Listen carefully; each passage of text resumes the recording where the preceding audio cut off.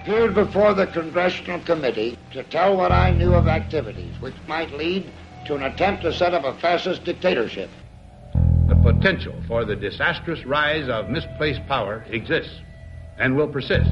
The very word secrecy is repugnant in a free and open society, and we are, as a people, inherently and historically opposed to secret societies, to secret oaths, and to secret proceedings. President Bush signed a formal agreement that will end the United States as we know it, and he took the step without approval from either the U.S. Congress or the people of the United States. The secret organizations of the world power elite are no longer secret. It's known as the Bilderberg Group. Could their objective be world domination? I'm Jim Tucker. I've chased Bilderberg for 30 years. I'll never give up the chase. Bilderberg plan for the whole world is nothing less than world government. I'm not comfortable with that at all. Who elected these guys to run the planet? They are the elitists. They feel they should run the world for their own selfish interests. Now we can see a new world coming into view. A world in which there is the very real prospect of a new world order. Bilderberg is making great progress toward a world government, and only an educated, informed public can stop them in their tracks. David Rockefeller admits in his own memoirs that he wants to destroy the United States. Right. He's a traitor. It's good to be back at the Council on Foreign Relations. As Pete mentioned, I've been a member for a long time and was actually a director for some period of time. I never mentioned that when I was campaigning for re-election back home in Wyoming.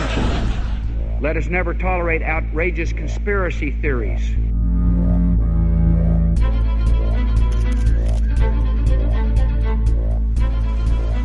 I need you to move off the property, please. Some shots were fired.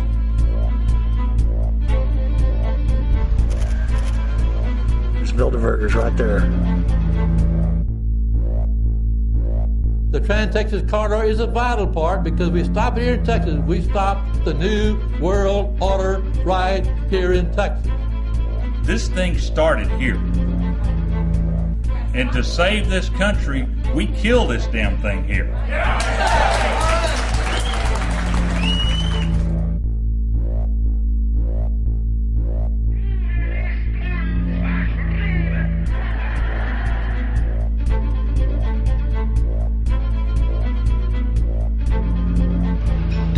A chance for the President of the United States to carry out a phrase his father used, and that is a New World Order.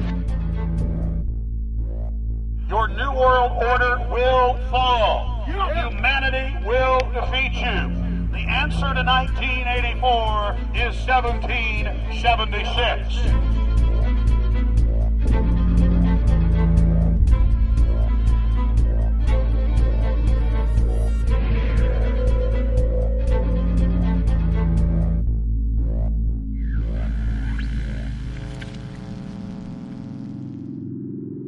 In the near future, Earth is dominated by a powerful world government. Once free nations are slaves to the will of a tiny elite. The dawn of a new dark age is upon mankind. Countries are a thing of the past. Every form of independence is under attack, with the family and even the individual itself nearing extinction. Close to 80% of the Earth's population has been eliminated. The remnants of a once-free humanity are forced to live within highly controlled, compact, prison-like cities. Travel is highly restricted. Superhighways connect the megacities and keep the population from entering into unauthorized zones. No human activity is private. AI supercomputers chronicle and categorize every action. A prison planet dominated by a ruthless gang of control freaks whose power can never be challenged. This is the vision of the global elite, their goal. A program of total dehumanization where the science of tyranny is law. A worldwide control grid designed to ensure the overlord's monopoly of power forever. Our species will be condemned to this nightmare future unless the masses are awakened to the New World Order master plan and mobilized to defeat it.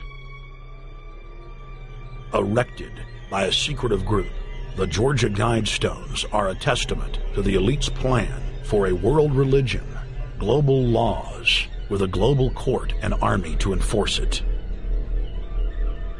And set in stone, it is written that the population never rise above 500 million.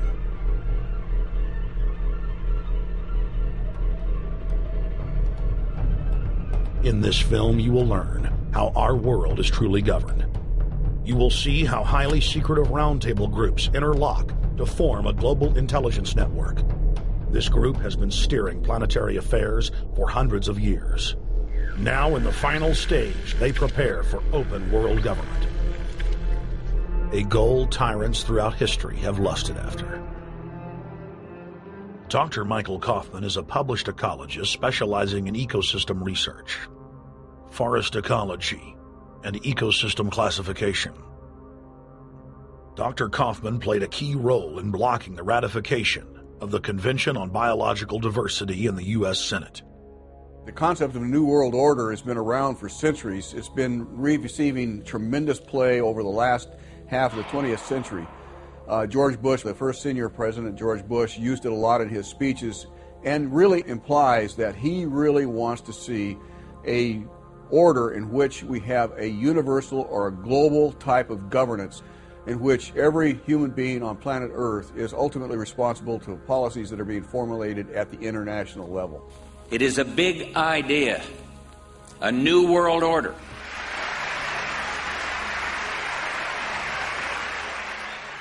President Bush said that the New World Order was in tune, and that's what they were working for. The UN is part of that government. They're working right now very significantly for a North American Union. That's why there's a lot of people in Washington that don't care too much about our borders. They have a philosophical belief that national sovereignty is not important. It's also the reason I have made very strong suggestion that we need not be in the United Nations for our national security. It's really always the same. You go back throughout all of history, the Roman Empire, the Soviet Union, Hitler during the Nazism was always saying that it's going to create the utopia for the average person, when in fact, history always shows that it does exactly the opposite. Conquest and empire is as old as civilization. Babylon, Egypt, and Greece. They all built empires in an attempt to rule the world. In the 19th century, new empires emerged and again waged war for supremacy. Systems were developed to control diverse populations. During the period between the 15th and 19th century, new empires emerged and again waged war for supremacy. The nobility, as well as the thriving merchant class, were financed by a handful of private banks. Many of the great money houses would hedge their bets and finance both sides of a war. Sophisticated intelligence-gathering networks gave the financiers a clear edge over the governments they were slowly gaining control of. On the 18th of June, 1815, agents of the British arm of the Rothschild family looked on as Emperor Napoleon Bonaparte fought desperately to save his army from the jaws of a British-Prussian pincer attack. A Rothschild agent was able to get the news of Napoleon's defeat at the hands of Lord Wellington to Nathan Rothschild. A full 12 agent was able to get the news of Napoleon's defeat at the hands of Lord Wellington to Nathan Rothschild, a full 20 hours before the news reached London. Nathan, the head of the British arm of the Rothschild family, put out the rumor to the London Stock Exchange that Napoleon had won the war.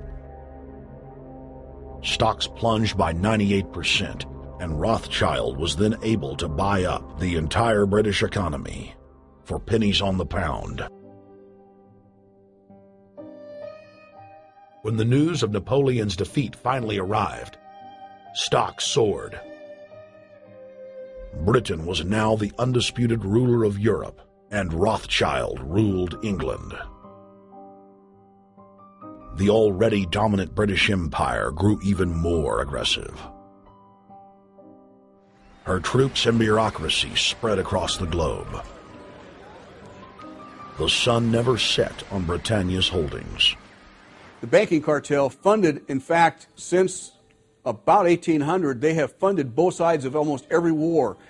And of course, they're getting the interest off of the loans that they've given the various governments and the wars that they have actually helped stimulate and create.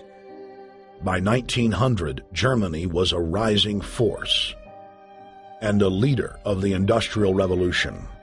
World War I, for instance, there was absolutely no reason to have World War I, except that it was an ideal opportunity for the banking cartel to make a pile of money by funding both sides of that particular war. On June 28, 1914, the heir to the Austrian-Hungarian throne, Archduke Franz Ferdinand, was assassinated while traveling in a motorcade.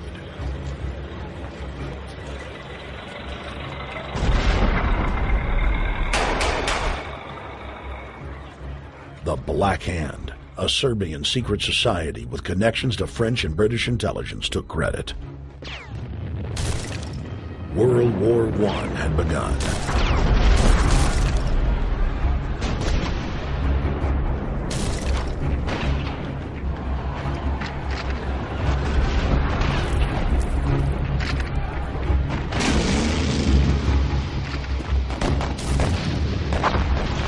Armaments companies financed by Rothschild-controlled banks in Germany, France, England, and Austria bankrolled all the factions.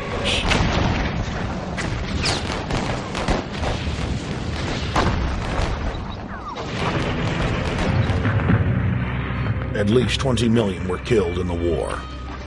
It was a conflict so terrible the people vowed to never fight again. They dubbed it the war to end all wars. Question is, why did they want war? Well, first of all, is money and power. But secondly, they wanted to create the League of Nations. They had this in their plans all along, and as a consequence, once the war was over or about to be over, they began to formulate this idea of a League of Nations so this would never ever happen again. Hundreds of years of practice made the British experts at hiding their empire behind puppet governments and councils. In the name of stopping all future conflicts, they proposed that countries would join a League of Nations. Their true intention was for the League to serve as a framework for world government. President Woodrow Wilson, who had spearheaded the establishment of the private Federal Reserve System in the United States in 1913, strongly supported the establishment of the League of Nations. Woodrow Wilson was a very naive president. He was basically a college professor that was grafted into this whole system. The League convened in Paris in 1919, but many nations recognized it as a threat to their sovereignty and refused to join. Frustrated by the U.S. Congress blocking the League of Nations, British intelligence, with the help of the Rockefeller family, set up the Council on Foreign Relations in New York City in 1921. The Council recruited the best and brightest of American life to support the growth of the Anglo-American Empire. The CFR's stated mission is to abolish all nation-states in favor of an all-powerful world government administered by a tiny elite. By 1930, the promoters of world government had split into two interlocking camps: the Fabian socialists centered in London, and the fascists based in Italy and Germany. National Socialism will use its own revolution for establishing a new world order. Adolf Hitler. Supporters of the fascists in the United States and England believed that the military should be used to quickly transform the world into a new world order, while the more sophisticated practitioners of globalism stated that incrementalism was the sure path to world domination. Congressional Medal of Honor winner Major General Smedley Butler went public in 1934, exposing an attempt by the robber barons to launch a military overthrow of the United States. The war hero testified to the McCormick-Dickstein Committee in Congress that some of the most powerful men in America had tried to recruit him to lead a military coup so they could set up National Socialism in the United States.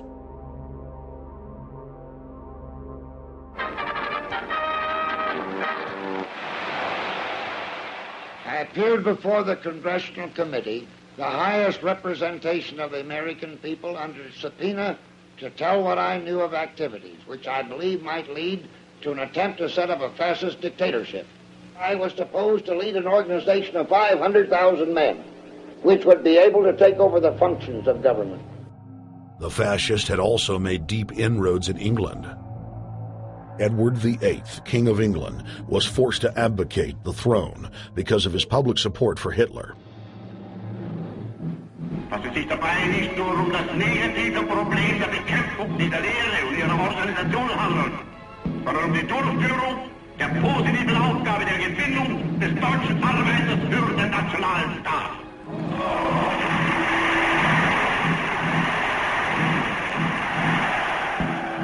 Though the German-led fascist camp was strong, the Fabian Socialist Bloc was able to maintain control of the U.S., Russia, and England.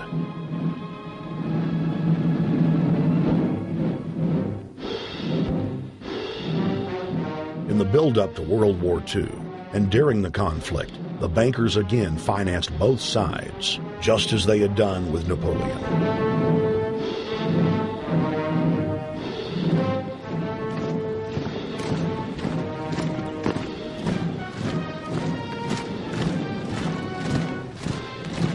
With the rise and fall of the Third Reich, Europe lay in ruins.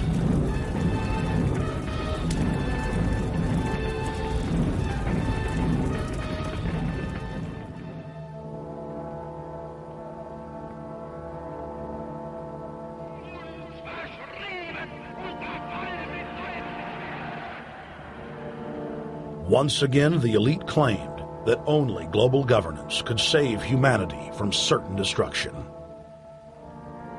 And this time, the elite would succeed in setting up their world body.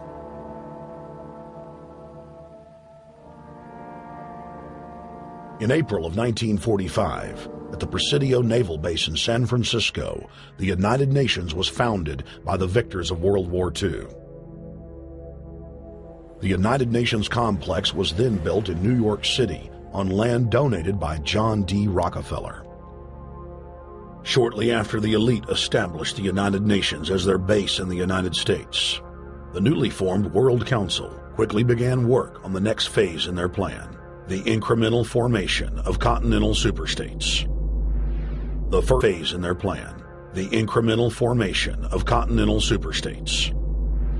The first step in their trilateral plan was the creation of the European Union. Unifying Europe had been tried many times and was extremely unpopular. Where Napoleon and Hitler had failed to accomplish their goals using force, the globalists would succeed using stealth. The British spearheaded the formation of the Council of Europe on May 5, 1949. The Treaty of London claimed to only establish trade ties between European nations, like NAFTA or GATT in North America. Its true intention was the formation of a European superstate.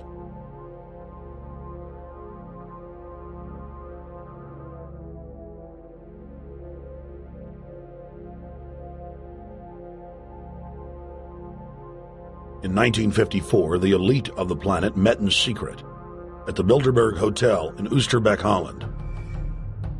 The Bilderberg Group would later admit that their mission was the formation of the EU. Once the EU was established, under the guise of trade deals, a North American Union and Asian Union would be formed. The three interlocking superstates formed the core of the global government, while the United Nations would serve as a world regulatory and enforcement body over the Third World subregions. The Bilderberg Group consists of the heads of all of the managing roundtable groups that steer individual countries. Picture the elite power structure of the world as a giant pyramid, with only the elite of the elite at the tip top of the capstone. The group has been so secretive that until the mid-1980s, the controlled corporate media denied its existence. Into the late 1990s, coverage only consisted of rare one-line mentions.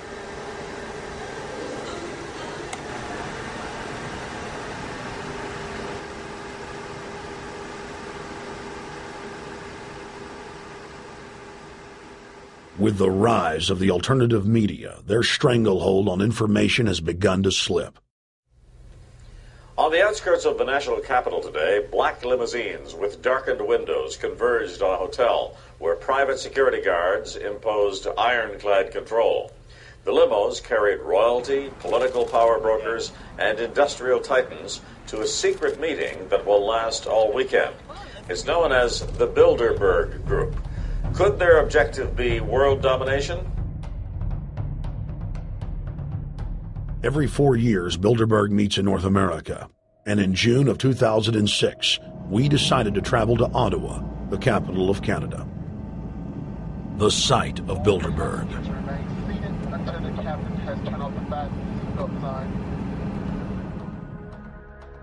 In Bilderberg's long history, many reporters attempting to cover the group have been harassed, detained, and even jailed. I jokingly reassured my cameramen that the horror stories we'd read about were probably exaggerated. I was wrong. We know reporters get detained at airports. People aren't let in. We know people get sent to the jailhouse for 3 or 4 hours. It happens every time. Well, it happened to Alex Jones this time. They admitted Bilderberg that they've had pressure put on them by the government to heighten security, and that's why all this happened. Yes, I was told that by 2 separate people. They scoured our records for hours yesterday and hours today, trying to find something on us, and of course there was nothing. It was just scary. I mean, I've been all over the world, and I've never seen anything like this. It was like hours of humiliation. And they said, "What are you here for?" And I said, "Well, I'm here to, cover the media, covering a political event. I hope to talk to some members of Parliament." I was answering all the questions. It was clear I wasn't a threat. It was clear I didn't have any criminal record. It was clear I was press. It was clear I was coming to interview people. They were going to deny me. They told me earlier that I was probably going to be denied, and then you guys showed up, and everything changed. So what's your plan now?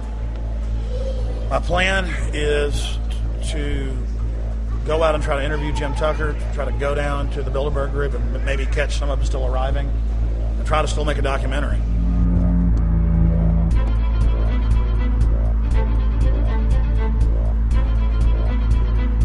So instead of being here at 8 a.m. in the morning when the Bilderberg Group attendees, the 100 elite of the planet, start showing up, we're going to be getting here about 3:30 or so, and we'll see if we can catch any of the elites coming in.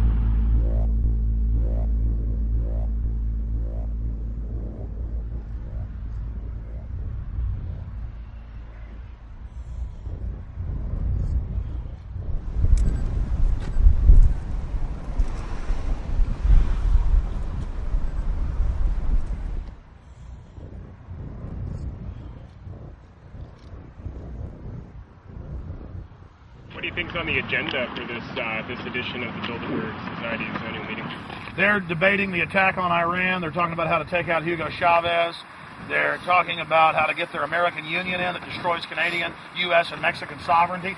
So we're talking about the death of Canada is what's happening in there right now. The death of your sovereignty is happening in there right now. CNN has even reported that these individuals have put out the policy reports through the Council on Foreign Relations that writes their scholarly white papers to end the United States, to end Canada, and to end Mexico.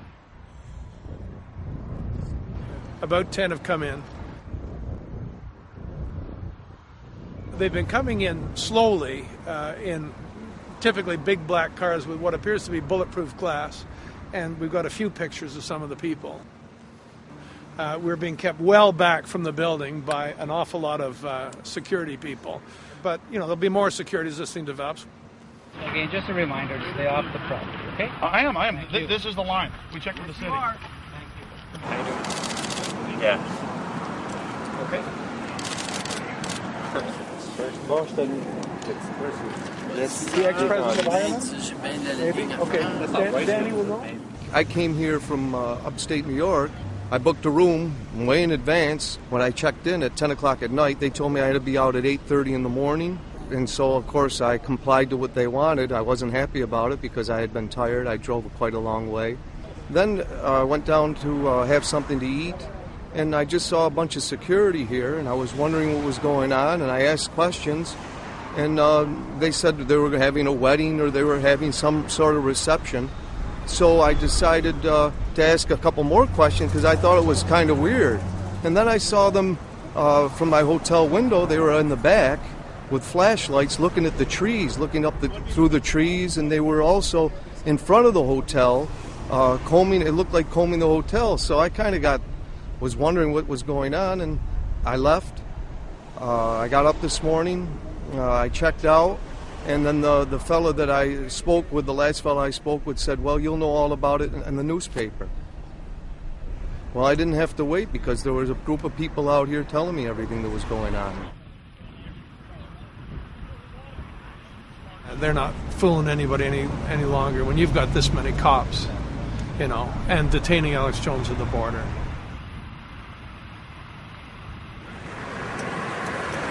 Get them on both sides. Yeah, you crook. Yeah, you're going to go to jail like Ken Lay. Oh, yeah, there's one right there. Hi. Hey, we're not your property. We're not your slaves. We're going to defeat the New World Order. The New World Order is going to be defeated. You realize that? I'm glad you do. Always does throughout history.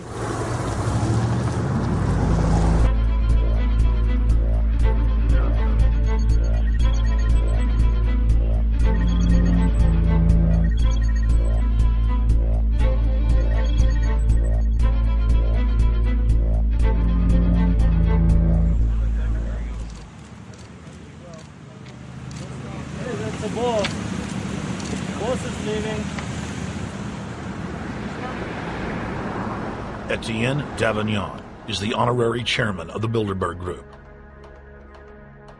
as well as the head of its steering committee. The committee he heads selects and invites each year's attendees. In the last decade, the list of attendees has been leaked to reporters by moles on the inside. Veteran newspaper reporter Jim Tucker has been covering the Bilderberg meetings for over 30 years and has physically attended more than 20. We traveled back to our hotel to see if Jim Tucker received the 2006 list. First heard about Bilderberg in 1975, and I said, I don't believe it. That's not possible. Who in hell's Bilderberg? I spent 20 happy years with metropolitan newspapers. All the wires are clicking at my ear. That could not happen without me knowing about it. And the thing that first impressed me most was columns in 1957 by the late, great Westbrook Tegler, widely syndicated columnist. He wrote 2 lengthy columns about how approximately 100 leaders of international finance, heads of state, high public officials, were meeting behind armed guards and closed doors on Jekyll Island, sealed off. What are these powerful internationalists doing? And why is it so secret? Why do they have armed guards outside? Why is it sealed off? The newspapers totally ignore it. Not a word. Total blackout in the United States. Since then, I've never stopped pursuing Bilderberg, or the whole international gangster organization led by Rockefellers and Rothschilds, as they manipulate the world for their own selfish interest.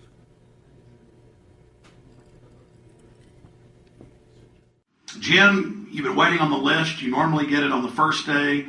You haven't gotten it. We're told it might come in today. How important is that list? It's absolutely essential, although identifying people outside, as we always do, is important too, to find out who is not on their own list. In recent years, someone from Europe has sent a machine copy with a letterhead and so forth without identifying himself. So far, I haven't heard from him.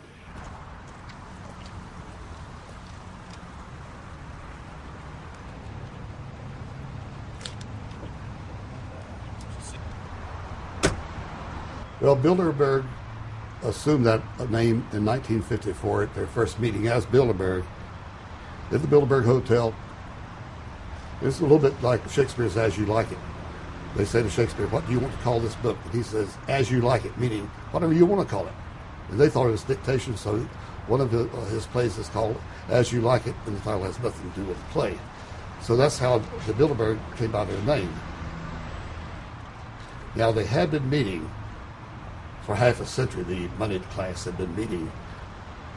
But they decide they have to meet systematically every year, well planned in advance, in addition to maybe other smaller meetings throughout the year. Sure this is the right turn, Jim? No. Let's see if we can start.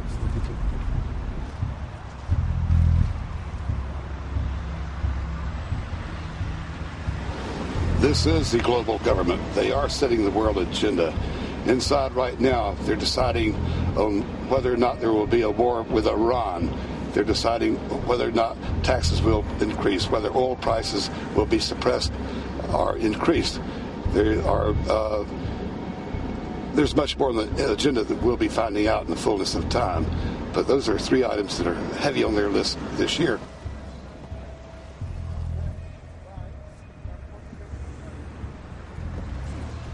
This is Jim Tucker, ladies and gentlemen. Yes. 27 years covering these crooks. Mr. Tucker, God bless pleasure to meet you. The media said he was crazy, it didn't exist. Now we forced him.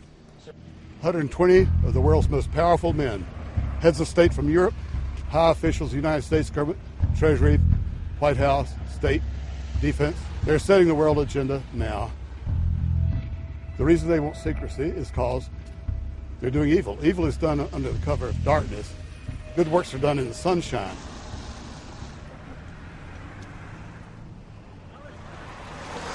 Hi, how you doing? Good. Get off the property, please. Well, Jim has some questions for you. I need you to move off the property, please. Okay. Private property. Sure. It's a public sidewalk. Oh, yeah, we are cooperating. Thank you. Right onto the sidewalk. Yeah, there's no implication that we aren't cooperating. Right onto the sidewalk. Can you stay there, please? Sure, yeah, thank you. Great. Jim has some questions for you. Again, I need you to stay right on the sidewalk. Yeah. Thank you very much. We actually checked with the city. The property line's actually right here. Also. That's good. Property line's actually right here.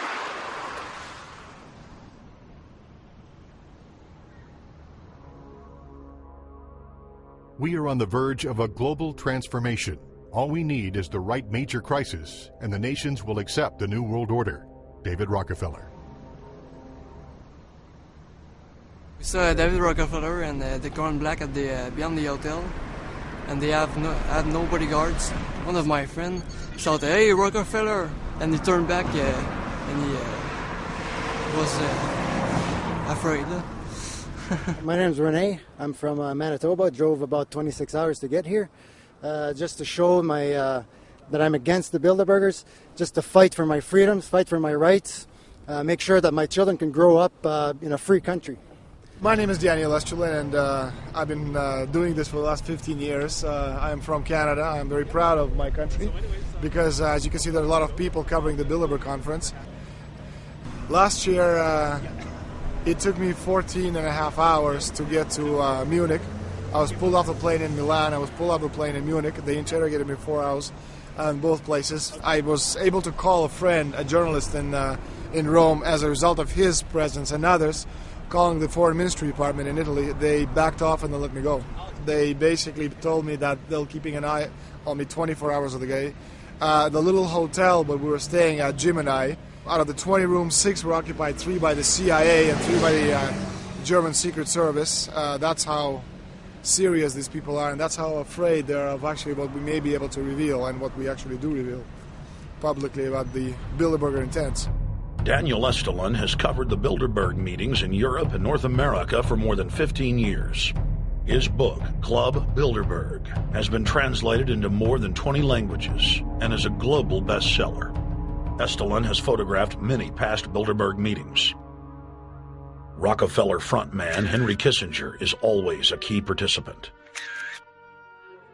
Here you see the president of the CFR, Richard N. Haas, followed by Vice Chairman of Rothschild Europe, Franco Barnaby, who is speaking with Henry Kravitz.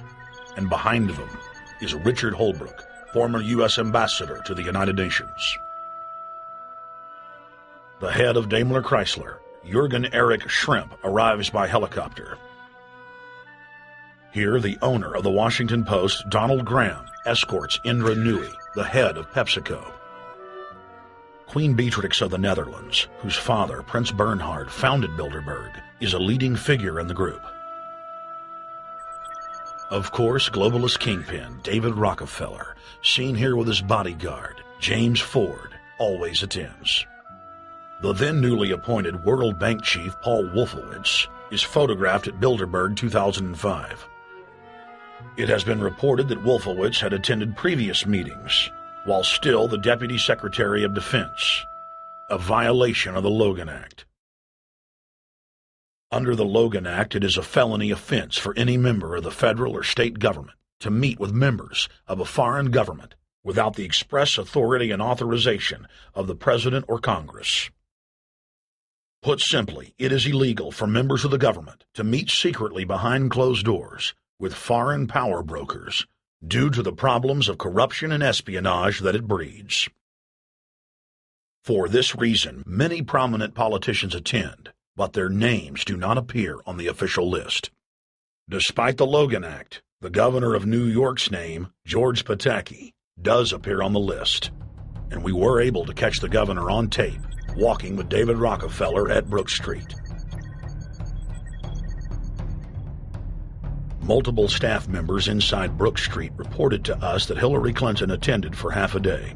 Several armored limos with diplomatic plates did arrive with police escorts and offloaded their passengers in the underground parking garage out of the sight of the press. Former World Bank President James Wolfensohn sardonically stared at our cameras. They're upset about the fact that they're being exposed. Well, I'm sure they are. I mean, look at the tinted windows. They don't want to be seen. They don't want even anybody to know they're here. So I'm sure they're ticked, and that's why we're here to try to expose them. Do you think that they were angry that they were on the front page of the local paper today? You think they're in there reading it right now, Jim? Yes, I don't think they're happy about it. They prefer nothing at all, no publicity. They prefer.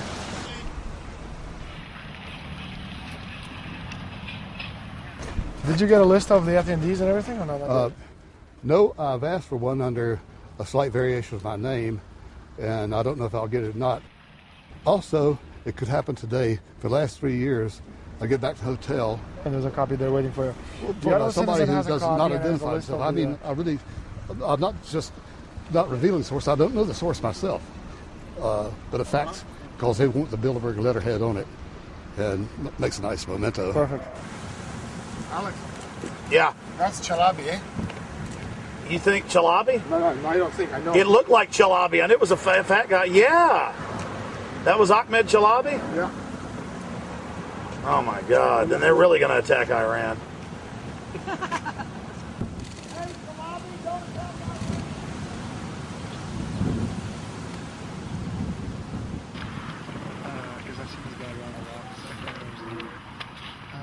This guy is too, but I president.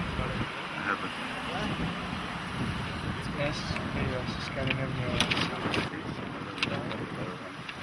Adrian Woolridge, Maria Monti. Over the last couple of years, they've been reeling with the amount of leakage that they've been experiencing, so it's getting harder and harder. But again, it will never get too hard for us because of the sources that we have inside are top-notch sources. People who are actually working for them, the Secret Service, the second layer, people in the Bilderbergers, the clerks, the administrative office, they're there. They are our eyes and ears, and every time there's something out, we always get the information. That's Francisco Pinto Balsamao. I think that's the Queen. It's the Queen. Oh my God, you can't kiss her ears. You see her? Yes. Oh my God. Look me up, Holland. What usually happens, the Secret Service guys who are protecting the Bilderberg delegates, the staff, the cooks, the chefs, when they actually get to see and to hear what some of these nasty people are talking about, they're the first ones to look for us and the first ones to make sure that we get the information from the meeting. We're very rigorous with information that does come out. We double, triple, and quadruple confirm the sources, make sure that all the information checks out. A lot of the stuff, the Bilderbergers have planted information, make sure that this disinformation nullifies the accuracy of the reporting, which is why we never publish the first thing we hear.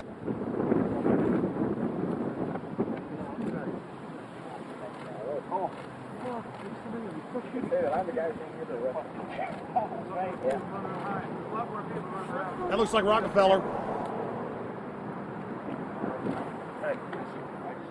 The decisions that these people take, again, they're not only decisions that affect the business community, they affect politics, business, environment, across the entire spectrum. And these decisions are made and taken by a very elite group of people behind closed doors this year at the Brook Street Hotel. We are not privy to these decisions. We're not allowed to know what they're talking about.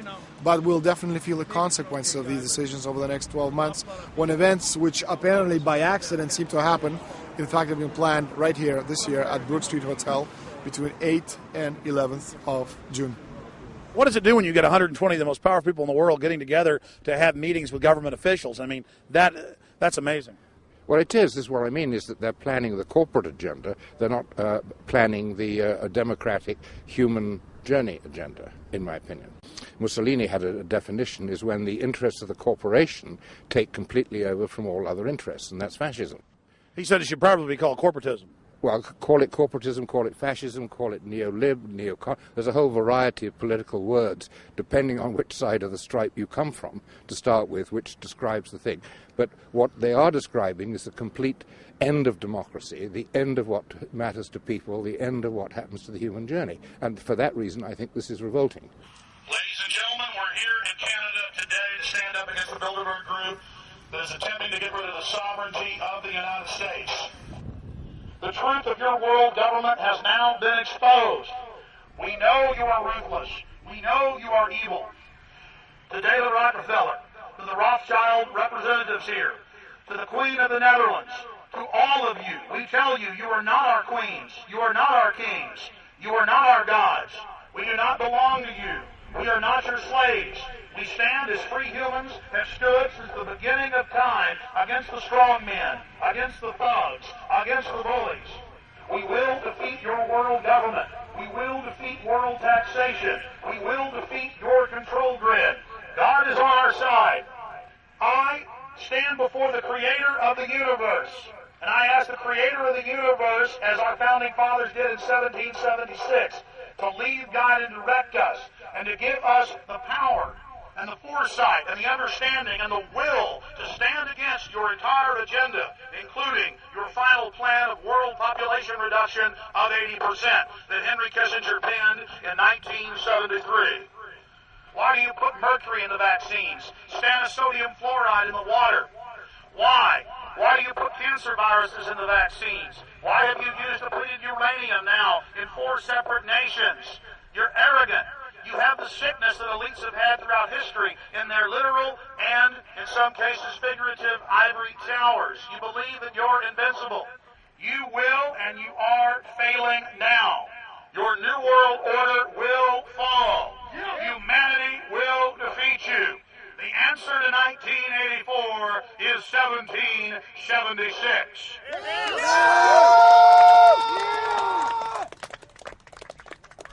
Bilderberg is an elite organization, and the way it works, the protocol of the meetings is the staff, after they're vetted out, they're told exactly how they're supposed to behave themselves, meaning that they can never address the attendees, they can never speak to them unless they're spoken to first, they can never look them in the eye.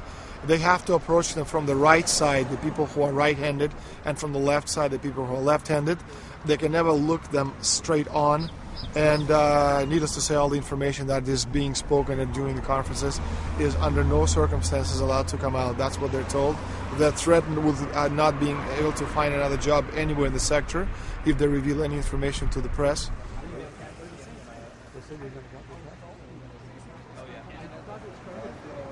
Richard Holbrooke? Ambassador Richard Holbrooke thought the peasantry wouldn't recognize him if he took a stroll off the grounds of Brook Street.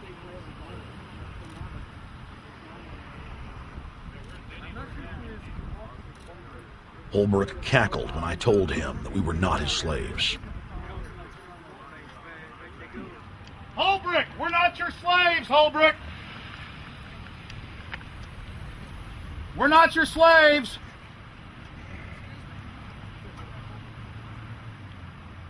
Holbrooke, we don't belong to you. We're not your property. Get back on the sidewalk. We're free humanity.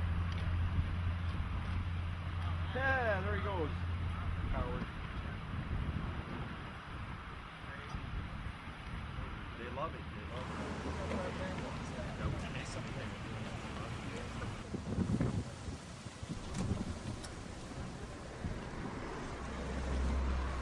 Okay, we're going to be going around the back here, guys.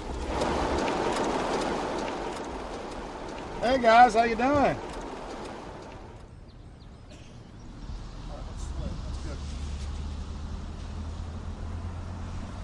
There are several rings of security service. The American delegation at every Bilderberg meeting is usually protected by the CIA and a special division of the U.S. Army. The British delegation is protected by the MI6. The Israelis usually are protected by the Mossad. The Ottawa police, in this case, working for the security, they have very little, actually they don't have any information at all on what the meeting is about. They didn't know who the Bilderbergs are. Then there is an elite private firm protecting the perimeter, doing all the dirty work, such as shooing off the photographers and bothering the protesters. But, you know, that's like piddly stuff. All the heavy stuff is done by the security service, such as the CIA, MI6. Some years ago, my legs were a little bit stronger than they are now, and I'd crept over a fence under cover of darkness and approached. The cops started yelling and pointing at me, so I ran with speed I didn't know I still had, and some shots were fired, but they were far above my head. I mean, they were intimidating, but they were not really trying to kill me. Not when sharpshooters are fired far above, 20 feet above your head. Bilderberg was founded by David Rockefeller and the Rothschilds of Britain and Europe. They're still the main powers. Baron Evelyn D. Rothschild, a male, attended for many years. Rothschild is still represented. You'll see them on the list of participants. Somebody representing the Rothschild group. They are the main powers behind Bilderberg. The Dutch Royal Shell is part of the Queen's fortune. Of course, the Rockefellers have always had heavy oil interests. That was the original source of their old money from the old man. Jim just got the official Bilderberg letterhead list from his mole inside the Bilderberg group. Let's go look at it. Wall Street Journal.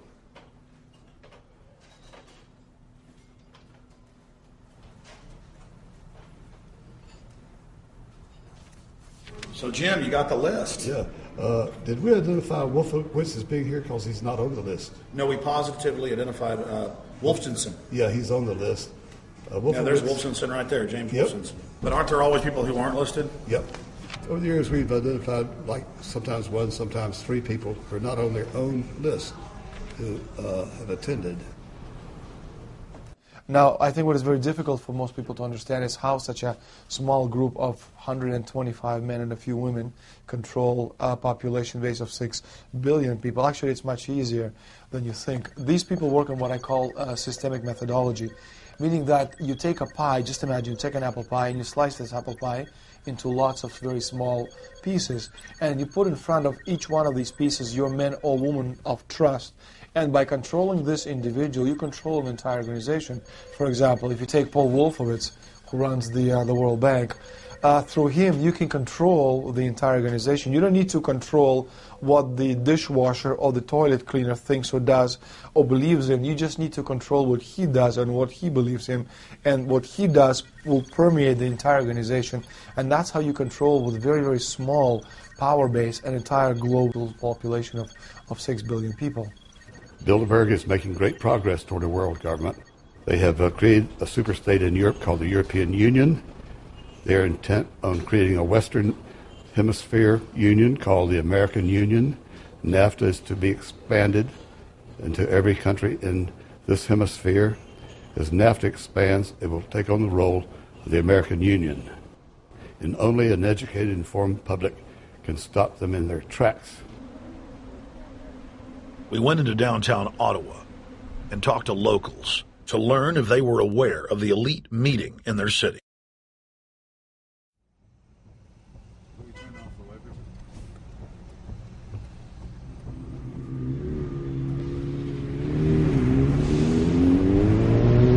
Hey guys, attention just for a second.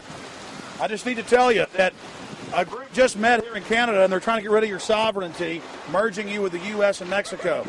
See, it's not funny. I'm serious. And your news isn't going to tell you about this. This is deadly serious. So I'm just letting you know, and I'm telling you about it. As they say, they are the guys that run the world. They make the decisions for we, and we just carry it out. Sir, did you hear about the Bilderberg Group meeting here in town, the 120 most elite people in the world? No. Hey, did you know that the elite's meeting here in town right now? Have you heard about it? 120 crime bosses? None of you have heard of it? None of you guys have heard of the Bilderberg Group? They're meeting right now. In the city, around 10% of the people were aware of the New World Order agenda. When we traveled to Parliament, close to half of the people we randomly spoke to were informed.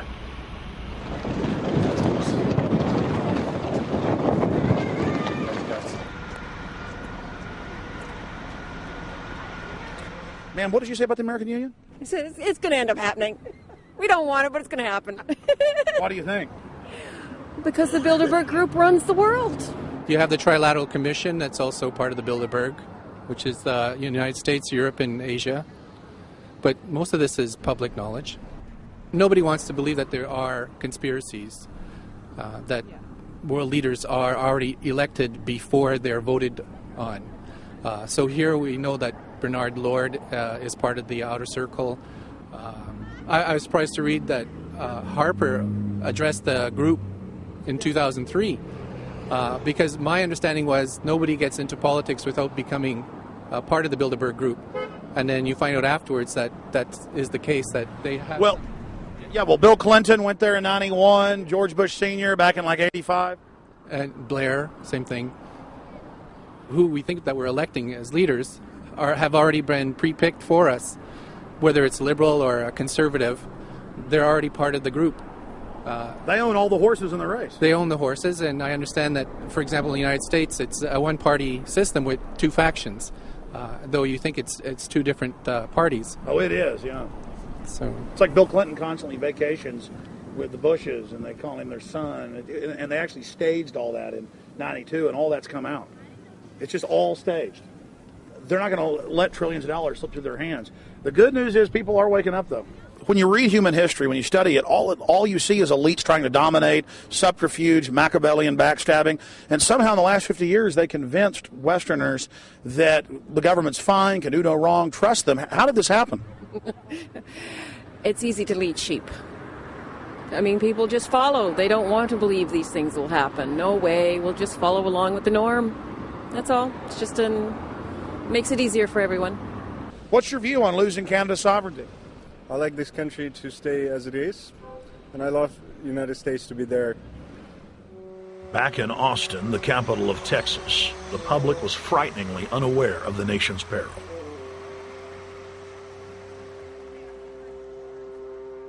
Have you heard about the North American Union? Not really, no. I don't watch TV. No, I haven't. Interesting. I was not aware of that. I don't know exactly what you mean, so... I don't think there's going to be a merger of the three nations. No, I have not. No. No, I didn't know this was happening, so... Yes, I have. Oh, you have heard about it? Yes. After that big rally the other day, don't know about it? I don't know about it. No, I have not.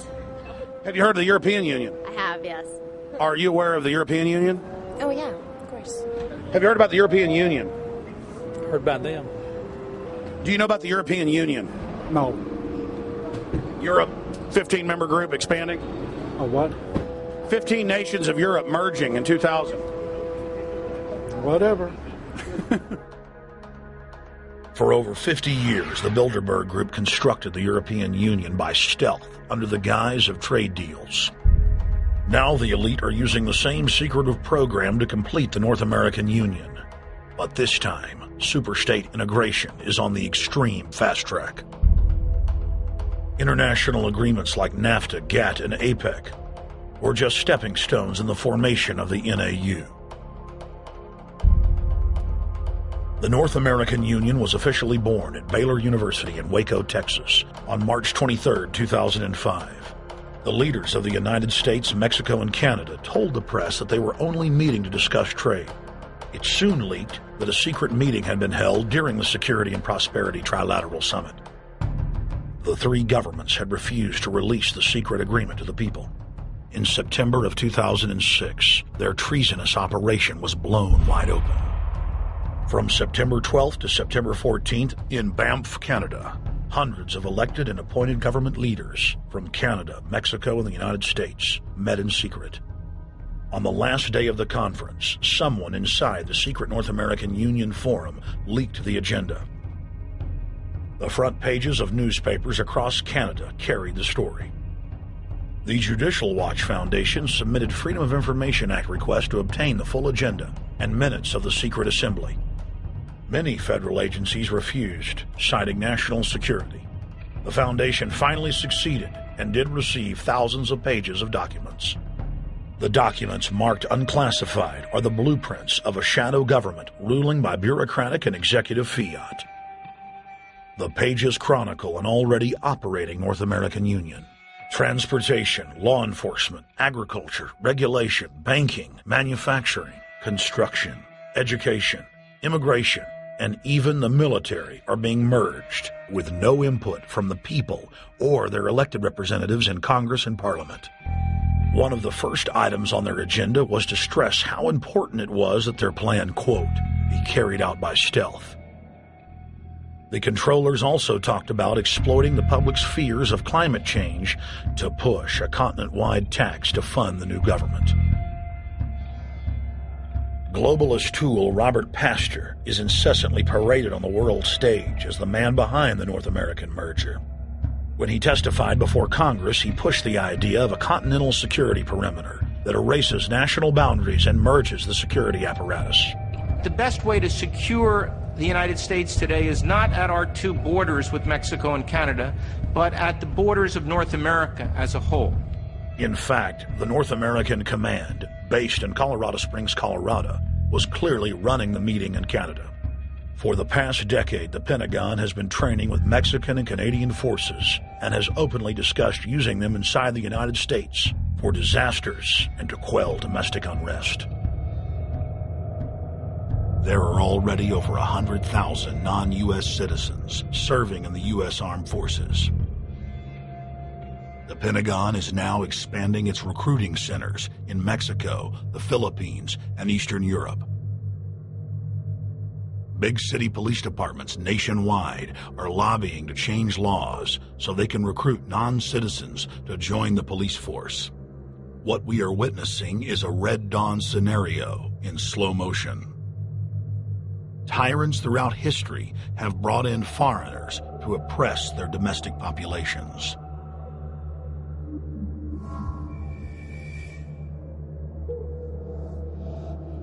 When their coup by stealth was exposed, the three governments went into damage control mode.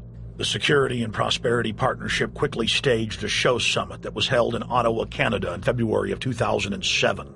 It is the only way that we can achieve security and prosperity for our people is through this cooperation. We actually occupy one physical space, the North America. We've also had a chance as foreign ministers to talk about how we cooperate in the region and indeed in the world.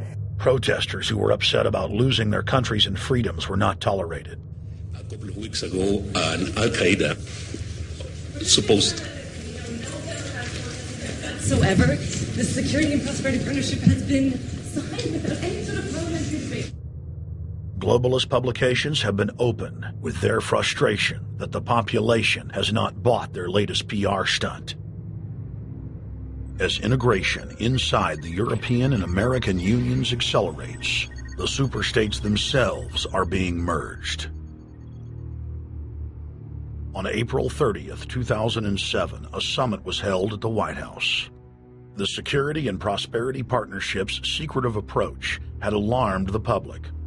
So this time, President Bush, German Chancellor Merkel, and EU Commission President Barroso hid their treachery in plain sight.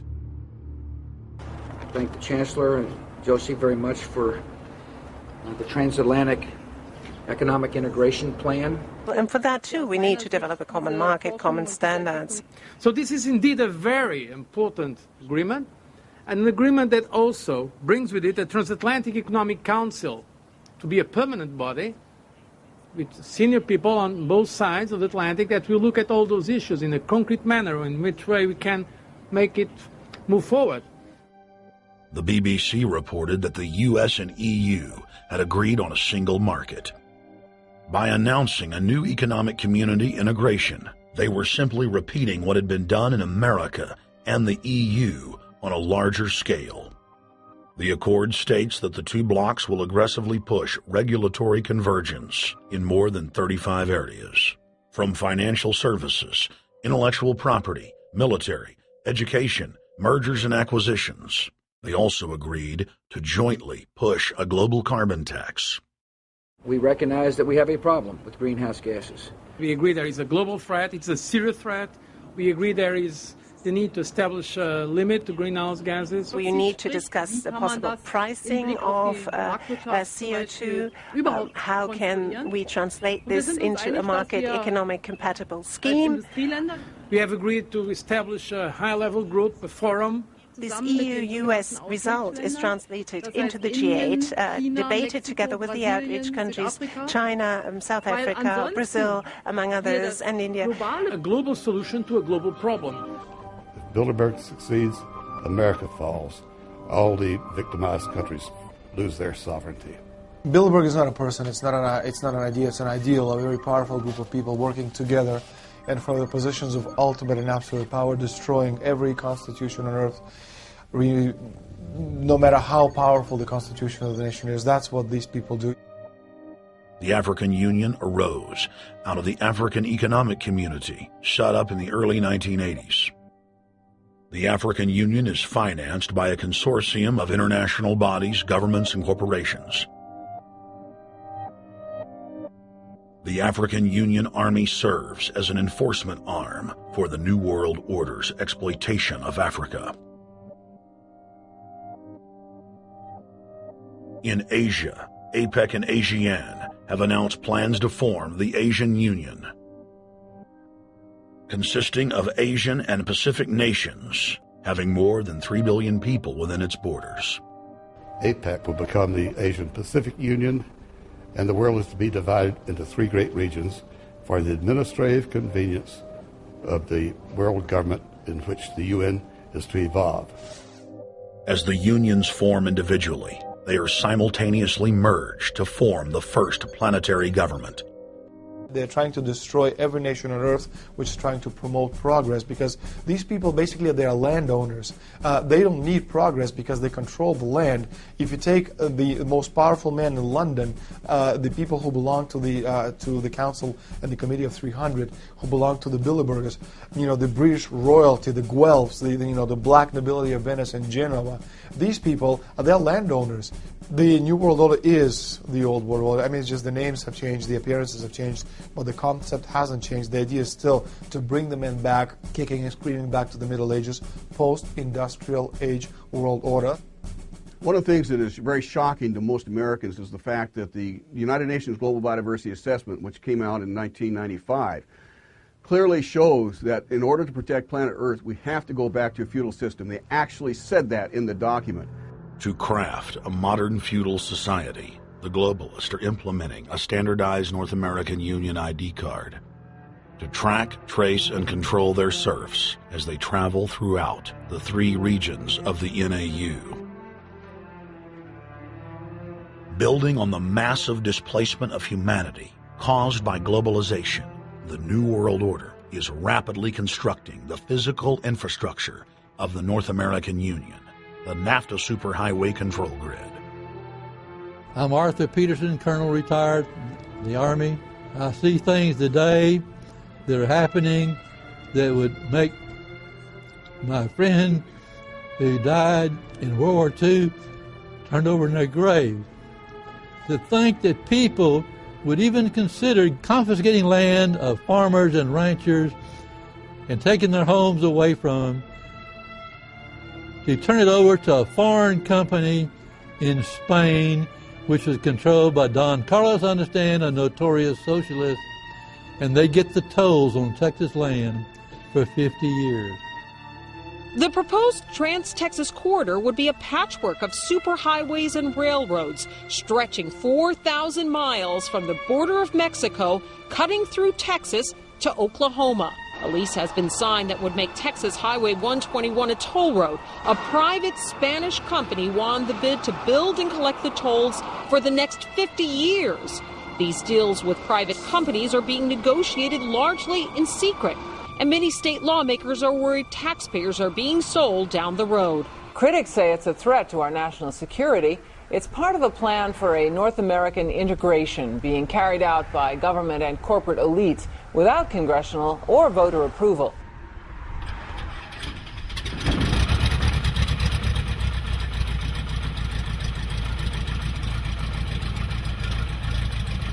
We took to the air over central Texas to get a bird's eye view of the Trans-Texas Corridor, which is under construction and will form the heart of the Trans-NAFTA superhighway system.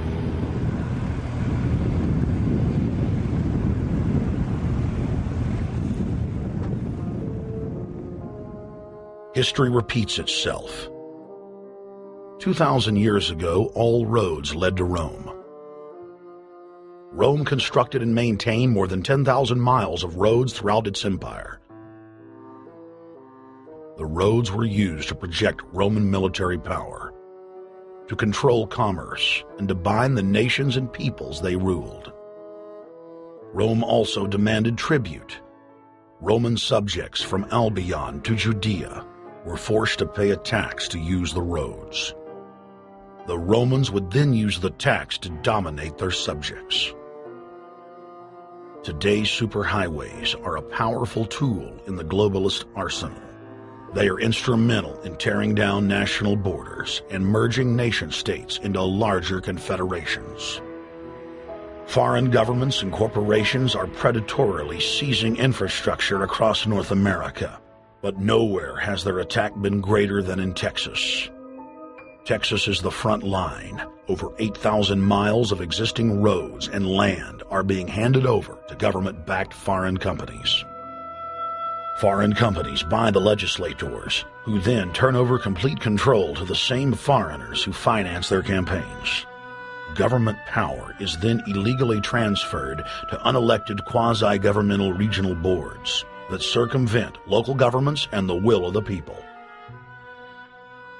The next stage of this world government plan is to have a transportation control, and that is called the NAFTA superhighway, or in Texas called the Trans-Texas Corridor. It confiscates 584,000 acres of land to be transferred into control of a Spanish company which will collect tolls in Texas for the next 50 years, and there's no limit in the amount of tolls that can be collected. More than 80 federal and state highways have been designated as international arteries. The I-35 NAFTA corridor starts deep inside Mexico and travels through the middle of the United States and ends in central Canada. Container ships from Asia dump their cargo on the Pacific side of Mexico. It then travels duty-free by rail to the new Kansas City inland port, now considered sovereign soil of Mexico, in the heart of the United States. Under international agreements, predominantly foreign companies are placing tolls on already existing paid-for roads. Federal, state, and corporate documents show that they will then use the revenue raised to build up the transportation infrastructure of Mexico, not the United States or Canada, so foreign-made products can pour in even faster from Mexico. Revenues raised will also be used to fund the fledgling North American Union and its growing bureaucracy. Bottom line, they're using our own money to enslave us. First of all, they're proposing a North American tribunal, which would be similar to what we have in Chapter 11 of the NAFTA agreement, which is trumped by international law. The U.S. Supreme Court and our Constitution could potentially be rendered invalid, and what we would have is new North American business law that would trump what we have here in the United States. What is also interesting to note that the NAFTA headquarters is in Mexico and controls the United States trade and rules against the United States Congress, and no one seems to challenge it. it's very probable and probably inevitable that our right to bear arms would be challenged in a North American court. So this is just an example of what's happening and what's being proposed. We want to keep our trial by jury system. We want to keep our right to keep and bear arms. We want a system where we have a Supreme Court and not have a tribunal that will be superior to the Supreme Court. In 2005, Cintra, a Spanish-owned company, signed a secret agreement with the Texas Department of Transportation to erect toll roads on existing roads and to toll new roads that were completely paid for by tax dollars. There are people, believe it or not, in Texas who don't know what the Trans-Texas Corridor is. TTC 69, which they'll have the environmental hearing starting this spring on, runs through my part of the state. And there are people over there who have no idea what's fixing to come in their backyard. TxDOT, an unelected state agency, claimed that the agreement with the foreign company was even secret from the Texas legislature. When the truth came out, newspapers across the state called for heads to roll politically. Cintra's response was to have its Australian subsidiary make its first U.S. newspaper buy. Every newspaper they bought was along branches of the Trans-Texas Corridor and had been critical of the toll road plan. The cost of 40 or 50 newspapers is nothing compared to the profits that'll be made. Just Phase 1 alone of the state toll road plan is estimated to raise more than $200 billion in just the first 15 years. And Texas is only a small part of the global panorama. A combine of transnational companies is aggressively consolidating public finance infrastructure worldwide, and the same interests are erecting a world government according to their rules. A literal wonderland of corporate corruption, where governments simply act as vacuum cleaners, sucking up the wealth and resources of the middle class and transferring it to offshore bank accounts, leaving behind a cultural and economic wasteland of easily managed slaves. The whole purpose about the North American Free Trade Agreement is not about trade, it's about control. Control of people. CAFTA is even worse. Control of people. It's not about trade, it's subsidized trade with taxpayers' funds. This thing started here. And to save this country, we kill this damn thing here. To stop it here in Texas, we stop the new world order right here in Texas. Polls consistently show that over 90% of the people are against the NAFTA highway systems and its toll roads.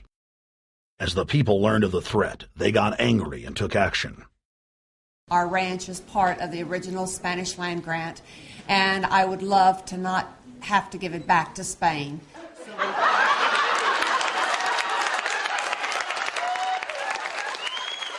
Opponents of a proposed superhighway today held a major protest.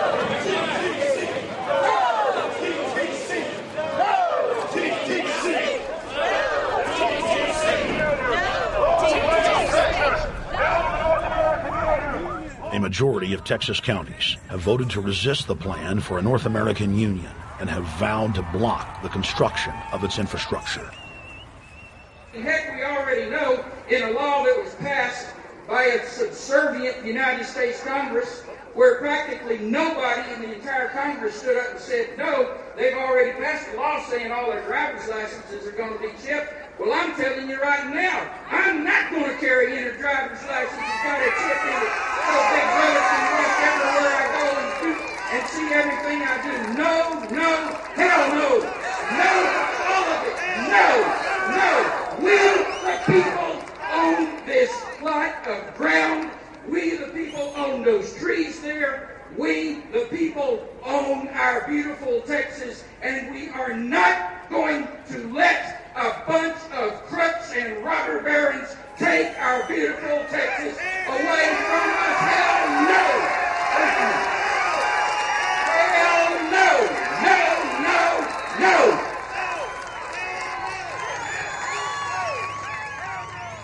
RFID tracker chips embedded in state inspection stickers and toll tags are already being used to track the population. The new system is also meant to control growth and steer development through so-called smart growth. smart growth, which is nothing more than an effort to bring control into the cities. You have the rewilding of America and the Wildlands Project, the Convention on Biological Diversity, which is to control our rural population. Toll roads on interstate highways nationwide are walling off exit ramps to small towns and rural communities, and are creating ghost towns by design. This trend is accelerating under the NAFTA highway system and is meant to rewild more than half the country. All of these things are designed to bring more and more control to bureaucracies rather than to the independent individual, the sovereign individual of this nation. What brought me into this whole discussion was the fact that while I was doing this multi-million-dollar research effort in the 1980s and early 1990s, I became aware of an agenda basically to lock up one half of the United States into wilderness corridors and reserves. What's called the Wildlands Project, but it was also a key cornerstone of the United Nations Convention on Biological Diversity. It was during that study in which I began to realize that this was not an effort to protect the environment, but an effort to control you and I. They were dividing the United States up into little compartments in which they would rip out roads, which they would rip out whole communities and put them back in the wilderness. The federal highway system was designed by Pentagon war planners in the 1950s to serve as a rapid deployment conduit to move ground forces for the defense of the United States during invasion. The unconstitutional Northern Command is now using the highway system as a force projection matrix to dominate populations across the United States. Through federally funded emergency command centers, county and city governments are being quietly federalized nationwide. Billions of dollars per city is being spent to install millions of surveillance cameras. Every town and hamlet, no matter how small or remote, is surveilled. License plate reading software tracks Americans' movements wherever they go. New systems are being deployed that scan your face, read your lips, and analyze your walk. Under the treasonous Military Commissions Act, American citizens can be secretly arrested, stripped of citizenship, flown to offshore torture camps, and secretly executed. Under Section 802 of the Patriot Act, all misdemeanors are considered terrorism. Federal police squads called Viper Teams randomly force Americans to line up and show their papers.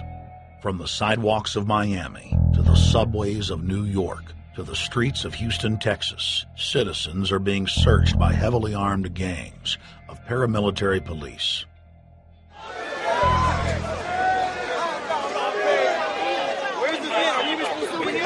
Come on, guys, come in. Yo, can you get that camera off of us, sir? Sir, can you get that camera? United States, First Amendment. All right, but you can get that camera. I'm saying get the camera out of my face. That's what I'm saying. You're on the streets of New York. So what does that mean? I'm saying get that camera out of my face. That's what I'm saying. It's a free country. Fuck wrong with It's a free country. Get this damn camera out of my face. Well, this isn't Nazi Germany. There's no camera in your face. God. Hey, move to Russia, okay? Yo, Sarge. We can have cameras on the streets. I said get it out of my face. Your guy starts cussing at us. I said get it out of my face. That's what I'm saying. It was never in your face.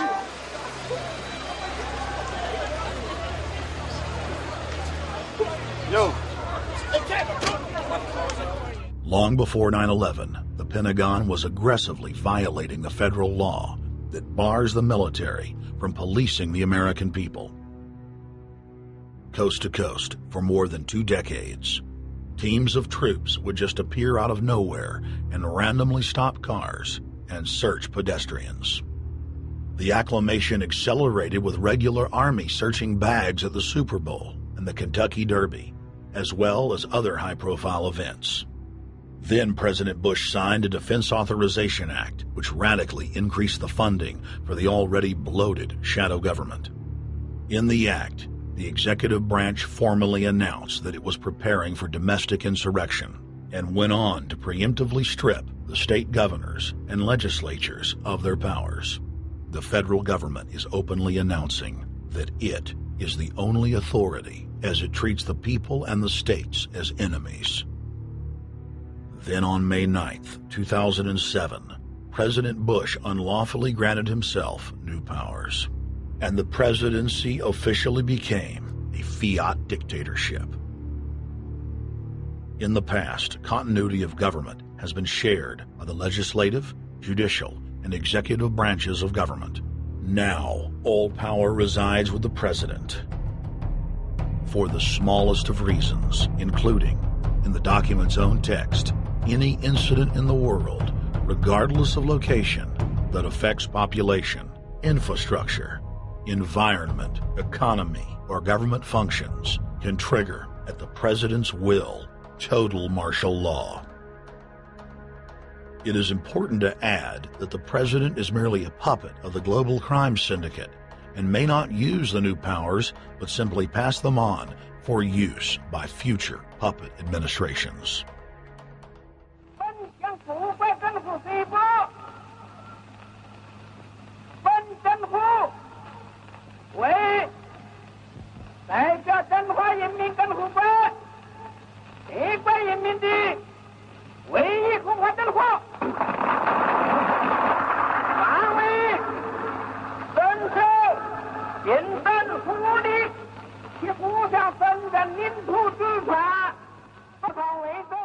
Приобретена эта победа.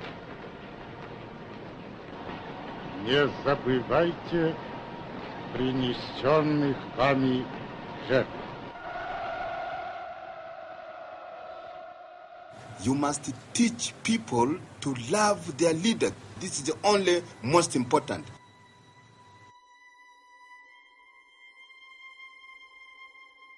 Why don't we learn from the mistakes of our ancestors?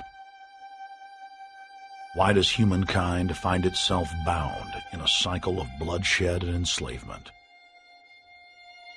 Predatory elites have always rationalized their oppression by claiming that they are superior and have the divine right to rule, when all they really are is a gaggle of ruthless psychopaths, parasitically feeding on the host population until their cancerous movement causes the collapse of the host.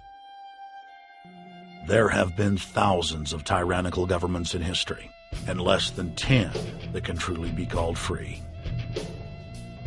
In the 20th century alone, over 150 million people were murdered at the hands of the state. In Russia, the Red Terror consumed the lives of more than 60 million men, women, and children. Hitler's war killed 22 million. During Mao Zedong's reign alone, more than 60 million peasant farmers were killed. And the list goes on. 300,000 innocent civilians killed in Guatemala.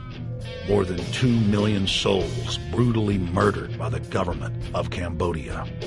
1,500,000 killed in Turkey. 300,000 in Uganda. 800,000 plus hacked to death with machetes in Rwanda.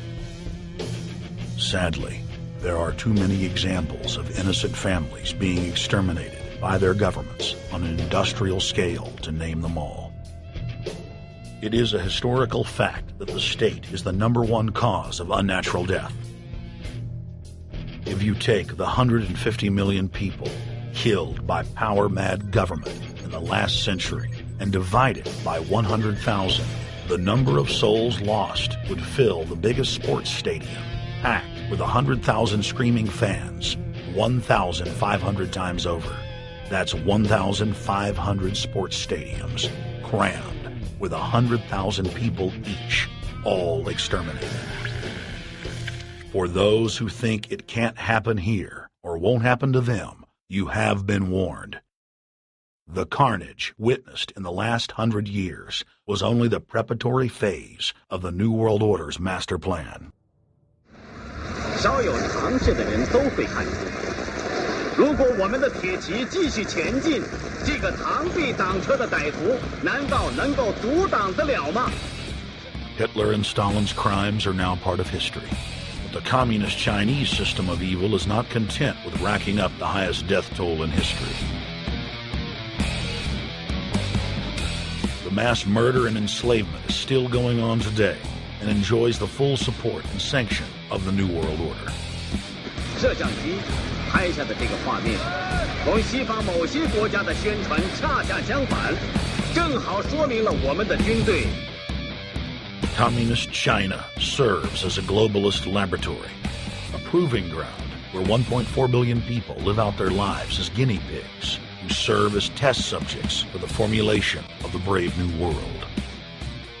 U.S. and British forces worked closely with Mao Zedong during World War II, and at the end of the war, they secretly backed Mao in driving out Chiang Kai-shek and the Nationalists. The OSS, and then the CIA, believed that Mao would have a stabilizing effect. Bill Clinton's mentor and Georgetown University political science professor Carol Quigley explained in his book, Tragedy and Hope, how the Anglo-American Roundtable groups backed every brand of authoritarianism, from communism to fascism, to ensure that a centralized government dominates the population and the economy as planned. The elite are monopoly men. They seek to create monopolies and dominate populations through the barrel of a gun. In their writings, the leadership of the New World Order has continuously heaped praise on the corrupt communist Chinese model.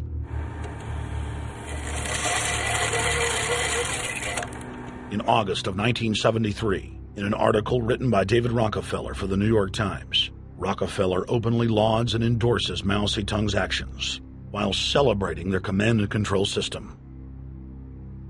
Whatever the price of the Chinese Revolution, it has obviously succeeded not only in producing more efficient and dedicated administration, but also in fostering high morale and community of purpose. The social experiment in China under Chairman Mao's leadership is one of the most important and successful in history. David Rockefeller, New York Times, August 10, 1973. Communist China is the model, planned society for the New World Order. China has received more United Nations awards for its policies and form of governance than any other nation. In the eyes of globalist planners, authoritarian China is the future. China adopted the dreaded one-child policy due to lobbying from a consortium of eugenics organizations, which includes Planned Parenthood and the United Nations. Couples that have more than one child face heavy fines and imprisonment. The practice of forced abortion in China, coupled with the cultural desire to have a male child, has plunged China into a deepening crisis where there are 30 million more men than women. The Chinese police state ruthlessly crushes all forms of dissent. Underground churches, Falun Gong practitioners, striking factory workers are all sent to forced labor camps. Their blood and tissue types are cataloged in preparation for organ harvesting. The Chinese government then sells the prisoners' organs to the highest bidder on the world market. If a wealthy patient chooses to fly into China, the prisoner is killed and the organs are implanted. If the organs are being flown out of the country, a mobile execution van extracts the organs on the way to the waiting aircraft. The social engineers of China aggressively euthanize the elderly and disabled. China is merely following the globalist blueprint for the world. The same system of total dehumanization is quietly being phased in worldwide. Depopulation should be the highest priority of foreign policy towards the Third World. Henry Kissinger, 1974. There's a need for a new world order, but it has different characteristics in different parts of the world. Now, none of this may succeed this time, but this to me is sort of the outline by which someday, in the next few years, a solution will emerge. Where does this mindset come from? Why do the elites kill the largest masses of people when no one is resisting them, when they've already attained total control? What ideology drives the elite psychopath? Since Plato's time 2,400 years ago, state planners have openly proclaimed their desire to control every detail of the commoner's life. From breeding programs to mass extermination of undesirables, the dark dream has continued on for millennia.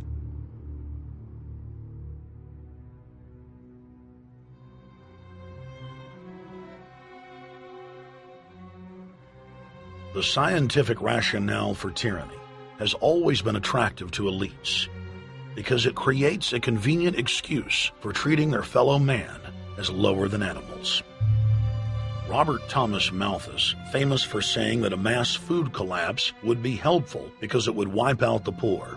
His fictional scenario would later be called a Malthusian catastrophe.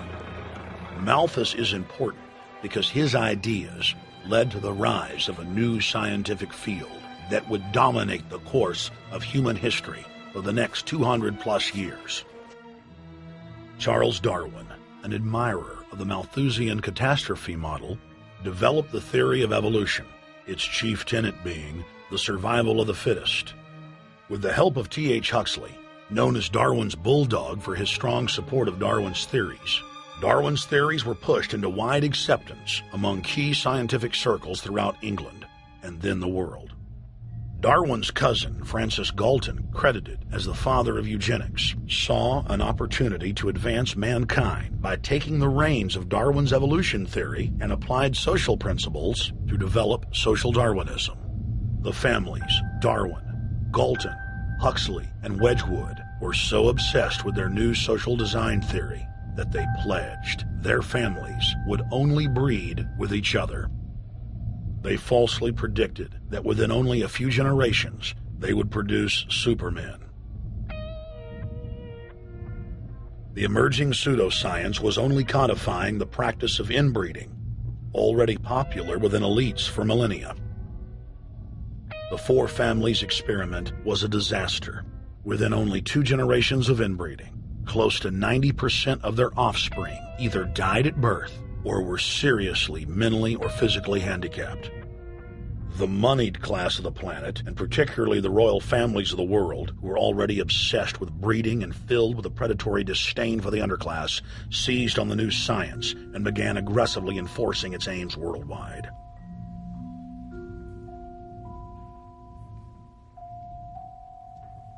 Biometrics appears to be a new science, but it was actually developed by Galton back in the 1870s as a way to track racial traits and genetic histories, and as a way to decide who would be licensed to breed.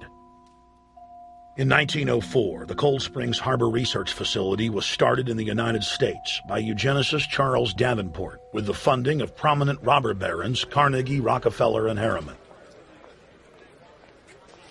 In 1907, the first sterilization laws were passed in the United States. Citizens with mild deformities or low test scores on their report cards were arrested and forcibly sterilized. You're 17, aren't you, Alice? Yes, but what have you done with my folks? Well, we're trying to help them, Alice, and you too. They were taken to the hospital this afternoon. Hospital? Wasn't none of them sick this morning? We thought it necessary to present your family's case to the State Medical Commission. After an examination, they decided there was but one important action to take: to have your entire family sterilized. Why, what's that? I don't know what you're talking about. Now, in this state, we have a law which provides for such people to have an operation so there won't be any more children. I see. Now, we've placed your brothers in institutions where they'll be properly cared for. You can go back to your job soon. I'll arrange to have it held open for you. But I'm keeping my job. I'm not going anywhere. Now, you're going to the hospital too, Alice. And you mean they're going to stop me from having children ever? Exactly. I'm all right, I tell you. I won't go to any hospital. We don't want any trouble with you, young woman. If you refuse to go, the officer here will take you by force. In 1910, the U.S. Eugenics Record Office was set up. By then, the British had created the first network of social workers, expressly to serve as spies and enforcers of the eugenics race cult that was rapidly taking control of Western society. The social workers would decide who would have their children taken away, who would be sterilized, and in some cases, who would be quietly murdered.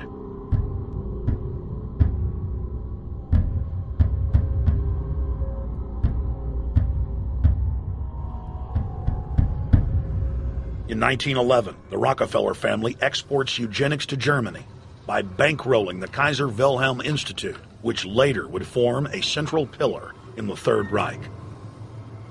At the 1912 International Eugenics Conference in London, eugenics becomes an international craze and gains superstar status. The futurist and best-selling sci-fi author H.G. Wells had studied biology under top eugenicists and was spreading the new faith worldwide. In 1916, H.G. Wells' lover, Margaret Sanger, starts her promotion of eugenics in the United States. In 1923, Sanger receives massive funding from the Rockefeller family. Sanger wrote to fellow eugenicist Clarence J. Gamble that black leaders would need to be recruited to act as frontmen in sterilization programs directed against black communities. In 1924, Hitler pens Mein Kampf, or My Struggle, and credits U.S. eugenicist as his inspiration. Hitler even wrote a fan letter to American eugenicist and conservationist Madison Grant, calling his race-based book, The Passing of the Great Race, his Bible. Hitler developed the plan for mass extermination of the Jews and what he called other sub-races, as well as the handicapped, from Grant. By 1927, eugenics hit the mainstream. The so-called science was aggressively pushed through contests at schools, churches, and at state fairs.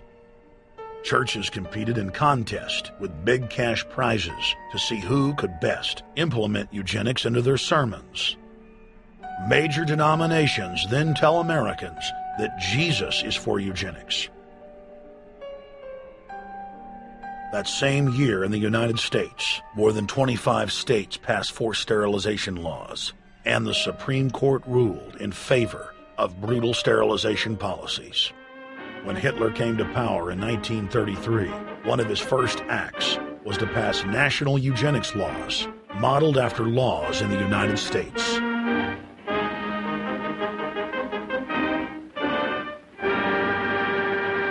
The 1934 film Tomorrow's Children brought the eugenics agenda to the silver screen in the United States. In the case of Miss Mason, I can see no reason for the operation that's been recommended. The girl is perfectly normal. She's hard-working and has a good reputation. Do you know anything about her family background? Oh, yes, Your Honor, I do. There are several other children, aren't there? Yes. What is their condition? One is a cripple. Two others might be classed as feeble-minded. Isn't the oldest son in jail? Oh, yes, I believe so. And knowing all that, you still contend that this girl should be allowed to bring more people like that into the world? She's sound, Your Honor. She's not anything like the rest. Surely she should be given a chance to work out her own salvation. I can't agree with you, Doctor. Suppose she is normal. The chances are that her children will inherit the family taint. Isn't that possible? But, Your Honor, I'm sorry, Doctor. 3 generations of unfit are enough. Petition not allowed. By 1936, Germany had become the world leader in eugenics for taking effective actions to sterilize and euthanize hundreds of thousands of victims. The big 3 of American eugenics, Davenport, Laughlin, and Goethe, were dispatched by the Rockefellers to Germany, where they advised the Nazis on the fine-tuning of their extermination system. With the strong support of the U.S. and England, Germany had gone over the edge, and tens of millions would pay with their lives. At the end of the war, the Allies protected from prosecution the very Nazi scientist that had tortured thousands of people to death.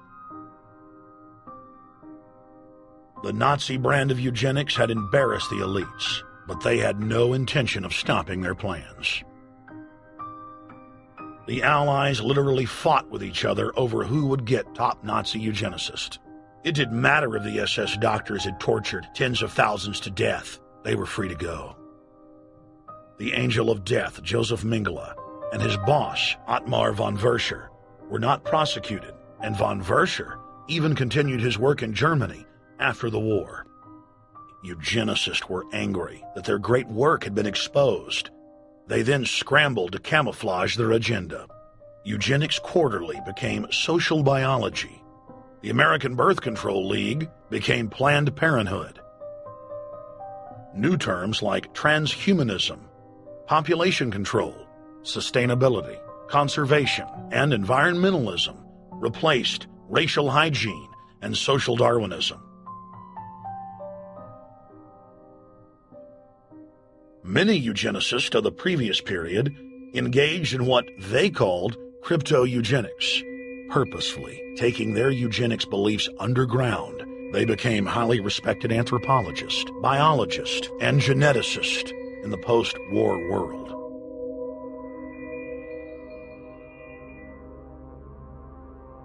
The Allies then smuggled thousands of Nazi scientists out of Germany and placed them in key scientific positions, ranging from bioweapons to rocketry throughout the military-industrial complex. The founder of IBM was a devout follower of Hitler. Thomas J. Watson had supplied his punch card computers and IBM technicians to the Nazis for use in the death camps. Tattoos on camp victims were IBM human identification numbers, which fed into the computers. IBM had used similar punch card systems as early as 1928 in a Jamaican race mixing study. The first real computers were literally invented by a eugenicist for eugenics. UN chieftain and unrepentant eugenicist Julian Huxley argued that since the leaders of eugenics had founded the environmental and conservation movements, that they should be used as vehicles in the formation of a world government. Just as H.G. Wells had envisioned, this government would be controlled by a scientific dictatorship and would be guided by the principles of eugenics. Huxley created the World Wildlife Fund with Bilderberg founder and former SS officer Prince Bernhard of the Netherlands and Prince Philip of England. In the event that I am reincarnated, I would like to return as a deadly virus in order to contribute something to solve overpopulation. Prince Philip, reported by Deutsche Presse-Agentur, DPA, August 1988. Aldous Huxley, author of Brave New World and brother of Julian Huxley, gave a speech at Berkeley in 1962, shortly before his death. He admitted that his best-selling book, Brave New World, written in 1932, was based not on fiction, but on what the elite were actually planning to implement. And here I would like briefly to compare the parable of Brave New World with another parable which was put forth more recently in George Orwell's book 1984. I'm inclined to think that the scientific dictatorships of the future, and I think there are going to be scientific dictatorships in many parts of the world, will be probably a good deal nearer to the Brave New World pattern than to the 1984 pattern. They will be a good deal nearer, not because of any humanitarian qualms in the scientific dictators, but simply because the Brave New World pattern is probably a good deal more efficient than the other. That if you can get people to consent to the state of affairs in which they are living, the state of servitude, the state of being, well, it seems to me that the nature of the ultimate revolution with which we are now faced is precisely this, that we are in process of developing a whole series of techniques which will enable the controlling oligarchy, who have always existed and presumably always will exist, to get people actually to love their servitude. People can be made to enjoy a state of affairs which, by any decent standard, they ought not to enjoy. And these methods, I think, are a real refinement on the older methods of terror, because they combine methods of terror with methods of acceptance. But then there are various other methods which one can think of. There is, for example, the pharmacological method. This was one of the things I talked about in Brave New World. And the result would be that I mean, you can imagine a euphoric which would make people thoroughly happy even in the most abominable circumstances. I mean, these things are possible.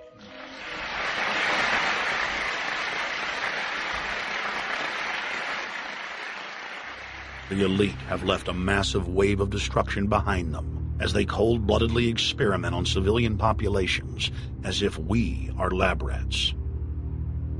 A string of congressional investigations has uncovered more than 20,000 secret tests that were carried out against the American people between 1910 and 2000. One well-known eugenics study, the Tuskegee Syphilis Project, killed hundreds of blacks and spanned 40 years until whistleblowers exposed it in 1972. From 1943 until present, the British have tested lethal nerve gas on their own personnel, on land, air, and sea. Many died instantly. Still others died grueling deaths over several years. The federal government commissioned secret radiation experiments on thousands of non-consenting patients. Hundreds of hospitals in the U.S. injected healthy men, women, and children with uranium and plutonium at dosage levels ranging from non-therapeutic to lethal, killing many of the test subjects. Pregnant wives of GIs were given vitamins by base doctors that actually consisted of highly radioactive uranium-239 and plutonium-241, resulting in violent miscarriages and the death of the mothers.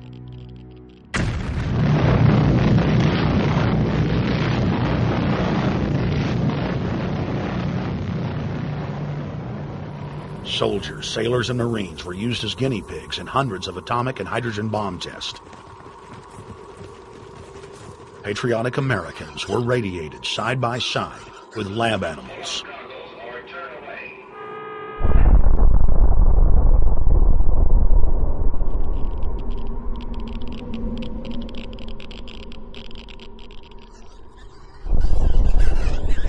Pilots were forced to repeatedly fly through mushroom clouds of DNA-destroying radiation.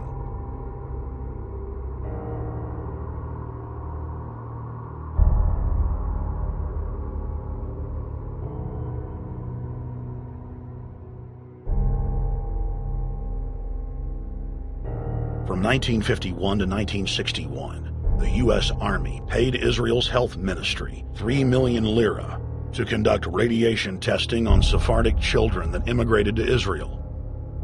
The government-run public schools would tell the children that they were going to get a medical checkup and that they were receiving an X-ray.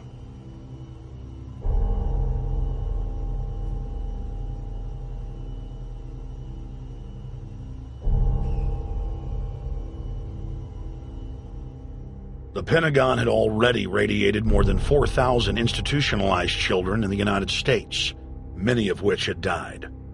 More than 110,000 of the darker-skinned Jews were given 35,000 times the maximum dose of X-rays to the head repeatedly. Many of the children died within months. All of them lost their hair.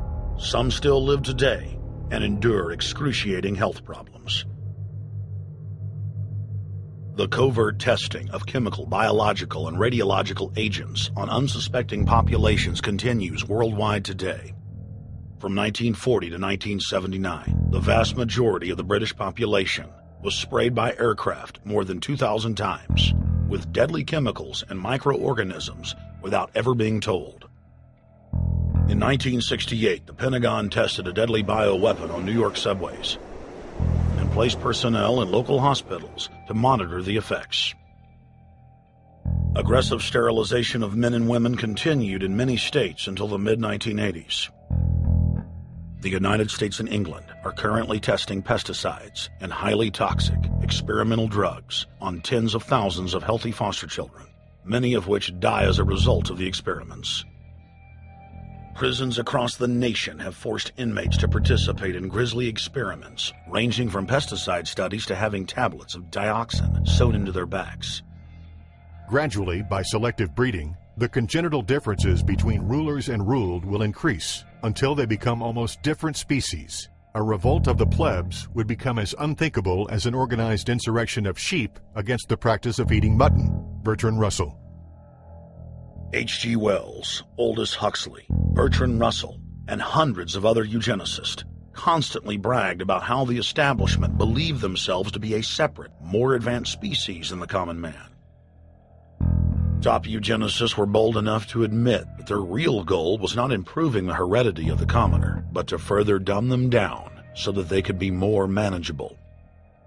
Nobel Prize winner Russell wrote at length about how vaccinations filled with mercury and other brain-damaging compounds would induce partial chemical lobotomies and develop a servile zombie population.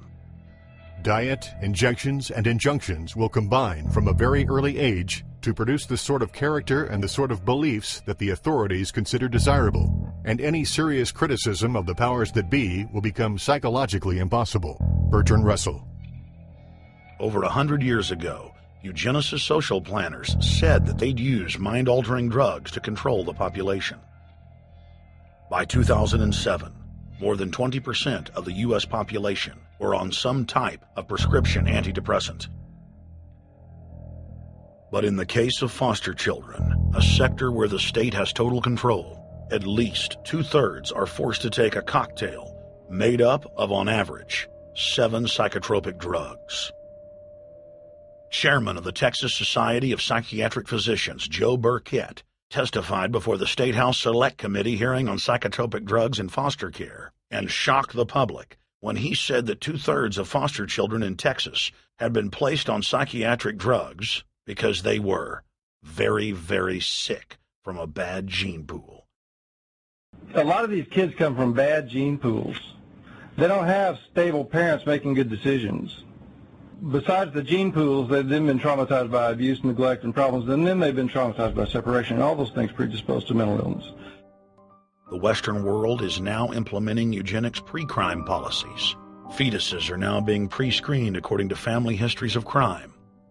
From Portland, Oregon to London, England, Child Protective Services are enrolling newborn children into criminal databases at birth and forcing them to attend probation hearings at age 2. The overlords of scientific dictatorship are ruthlessly prosecuting a war on our most defenseless.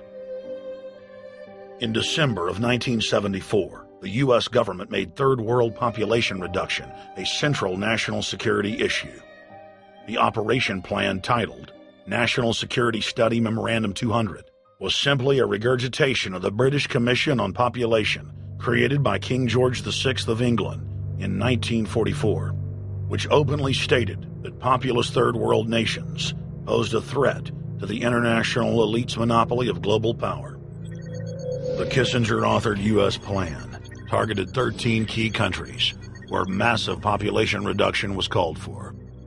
Kissinger recommended that IMF and World Bank loans be given on condition that nations initiate aggressive population control programs, such as sterilization.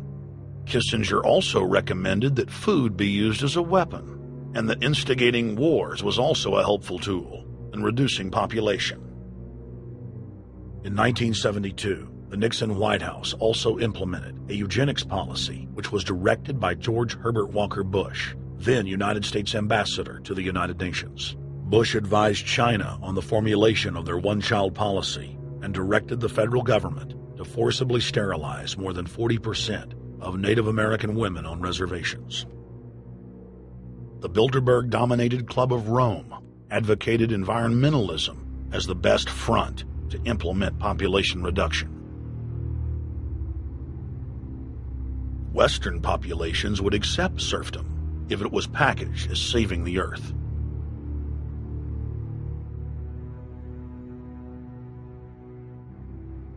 Industrialization of Africa, Asia, and Latin America could be blocked.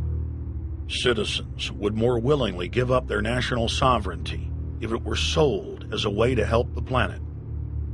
The think tank also concocted the peak oil fraud as a way to create artificial scarcity. And the Club of Rome has been aggressively pushing a global carbon tax as a way to fund their planetary government.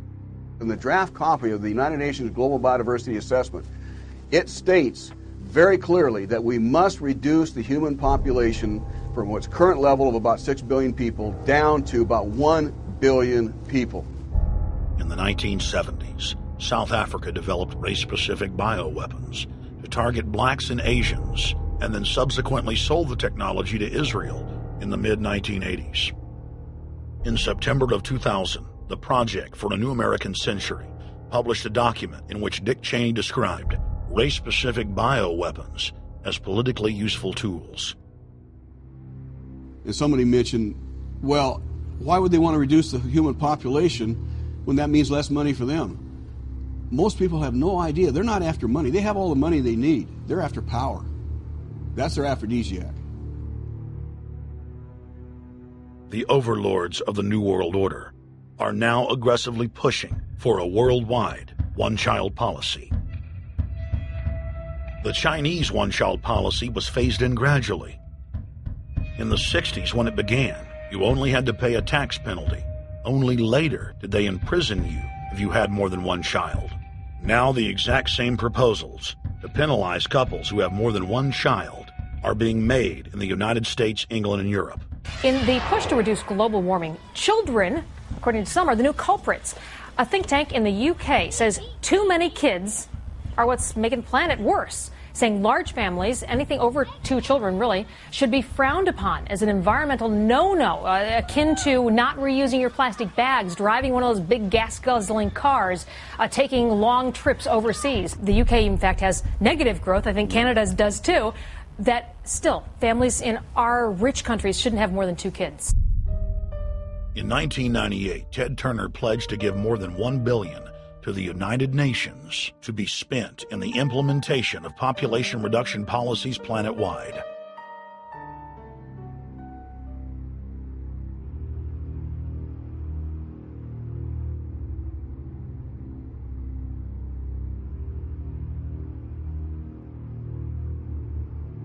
In 1999, the Bill and Melinda Gates Foundation gave $2.2 billion to Planned Parenthood, the United Nations Population Fund, and other population reduction groups. By 2007, the Gates had given more than $30 billion, almost exclusively to population control groups. The controlled corporate press cynically reported that the Gates were giving the money to help third world children. Bill and Melinda Gates were dethroned as the world's most generous philanthropists when their friend and fellow population reduction enthusiast, Warren Buffett, gave $37 billion to fund an army of population control groups. And I actually think the world will be much better when there's only 10 or 20% of us left. Dr. Eric Pianka. Prominent University of Texas biologist Dr. Eric Pianka, while receiving an award from the Texas Academy of Science, said that the worldwide AIDS pandemic was, quote, no good, it's too slow, and went on to laud the virtues of Ebola because it would kill 90% of the world population quickly. When his statements erupted into a national controversy, his graduate students defended him, stating that Pianka was too conservative and that all humans should be killed. But most frightening was the fact that in a crowd of over 1,000 prominent scientists, local newspapers reported that 95% of those in attendance gave Pianka sustained standing ovations every time he extolled the virtues of mass-culling microbes and man's destruction.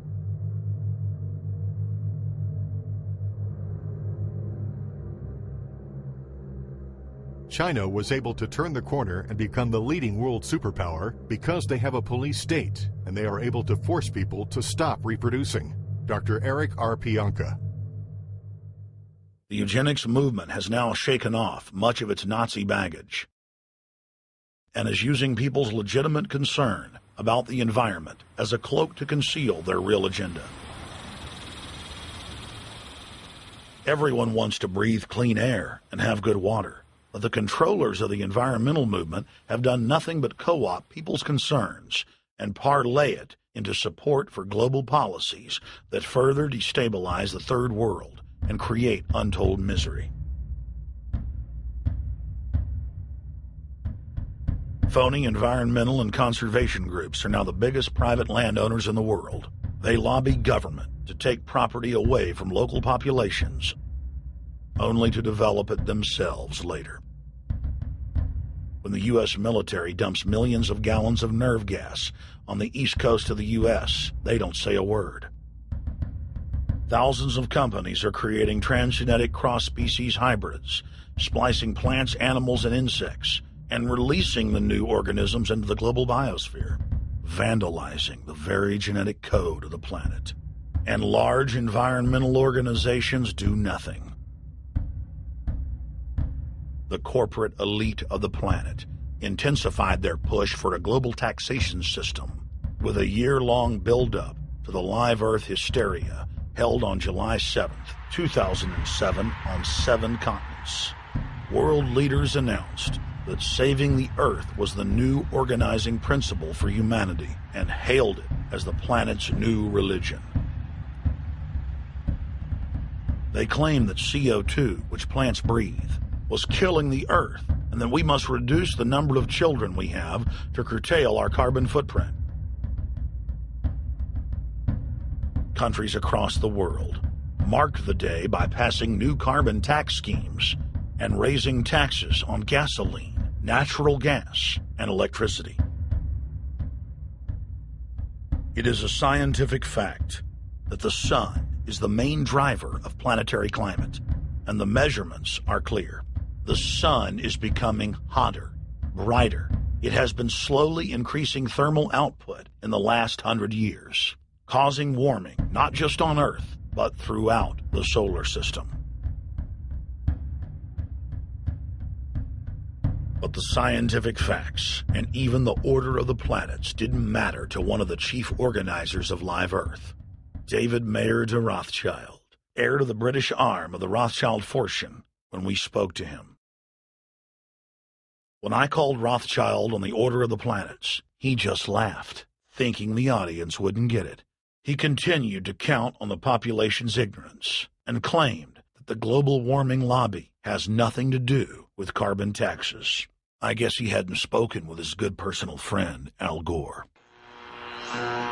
Global warming, the time for debate is over. I think what you have to realize is that being environmentally sensitive and making money aren't mutually exclusive. There's a lot of money to be made in addressing this issue. But you guys are gobbling up all the world's concern to just simply line your pockets and make kids read your book in schools and do all this. It's a business, just like you said, Rothschild. It's not. Do you think I make any money out of this? It's the same thing. It's the same thing your your money-changing ancestors did. They're in Germany, Red Shield, and I'm calling you out, Red Shield. We know it's a scam. A pollution-based tax system, principally CO2. We're causing it mainly, vast majority of it. The consequences are bad and will be catastrophic unless we act.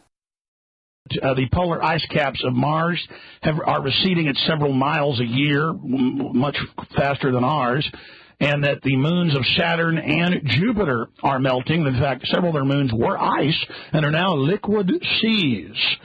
Now, how are SUVs causing that, David Rothschild? That's because those planets are closer to the sun, my friend. No, Jupiter and Saturn are not closer to the sun. Neither is Mars. Yes, sir. I think you'll find, right, that the very simple matter, and what I wanted to say, and this is my final point, forget your taxation theory, because actually it's not taxation. Put a price on the carbon. A tax is the best way. Cap and trade can also do it. If there were a carbon-based tax, would there be a need for an economy-wide cap and trade system? They are not either or. We can do both. I am in favor of both.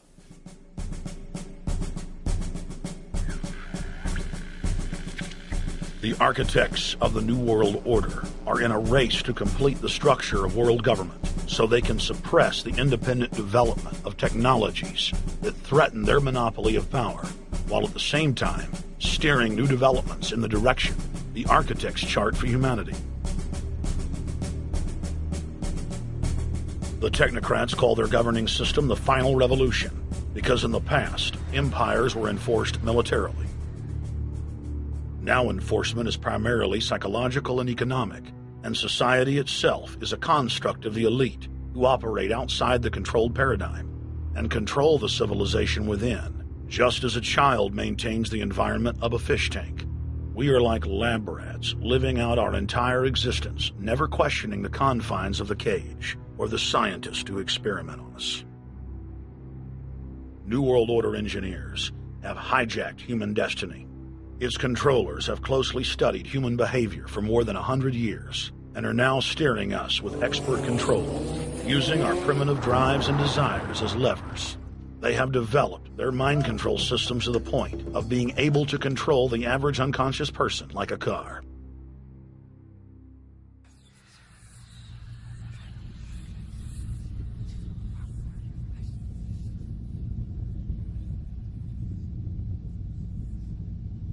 Eugenics dominated the 20th century. Its ruthless spirit has now metastasized into the fields of genetics, nanotech, and robotics. But that's not surprising. From their inception, all three disciplines have been dominated by eugenicists.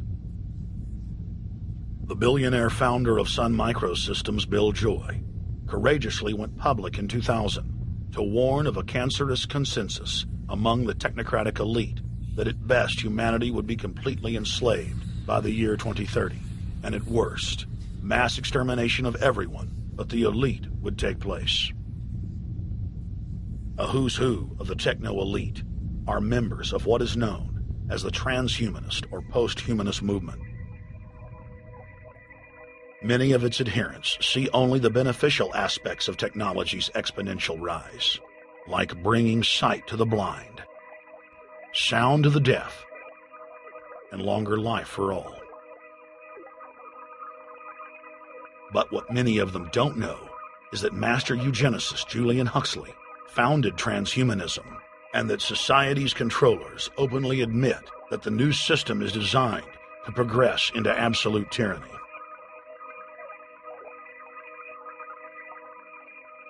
Leading transhumanist Ray Kurzweil boasts that technological advancements will allow those that can afford it to live forever, but admits that most won't be able to keep up with the new master race. The drive for world government is now all about who will control and have access to radical life extension systems. Biological evolution is too slow for the human species. Over the next few decades, it's going to be left in the dust. Transhumanists believe that they will attain the fountain of youth by merging with technology. Now, it may be within their reach. Decades ago, transhumanists said that if you did not accept augmentation or enhancements, you would no longer be able to get jobs. And now it's happening today. The elite who occupy the commanding heights of digital reality are suicidal nihilists. Suicidal nihilists know that there is no longer any substantive purpose to their willing, but they would always prefer to go on willing than not to act at all. They can very happily ally themselves with the notion of nuclear holocaust or perfect exterminism. Technology has become so powerful in its capacity for destruction that free humanity cannot afford to let psychopathic technocrats with delusions of grandeur repeat the mistakes of their forebears, because it is highly probable that this time they may destroy everything, including themselves in their mad rush for godhood.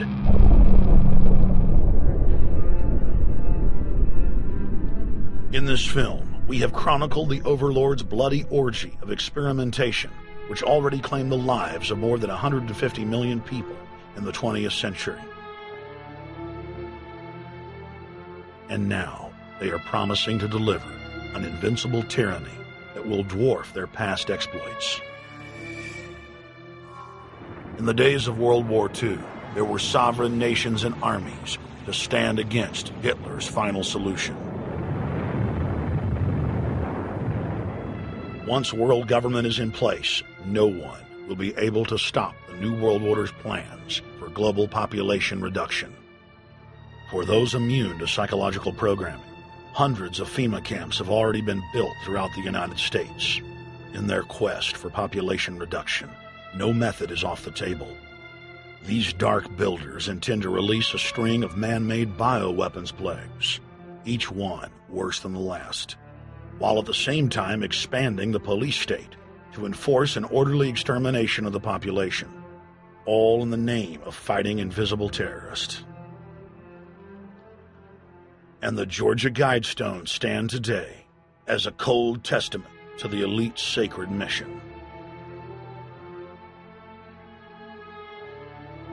To have a two-class system where the underclass are forced to live as slaves in tiny enclosed cities, while the elite enjoy the land of the earth, evolve into superhumans with the aid of advanced implantable technologies, live eternal lives, and travel throughout the cosmos. This is the promise given to the inner members of the New World Order and the agenda of the Bilderberg Group.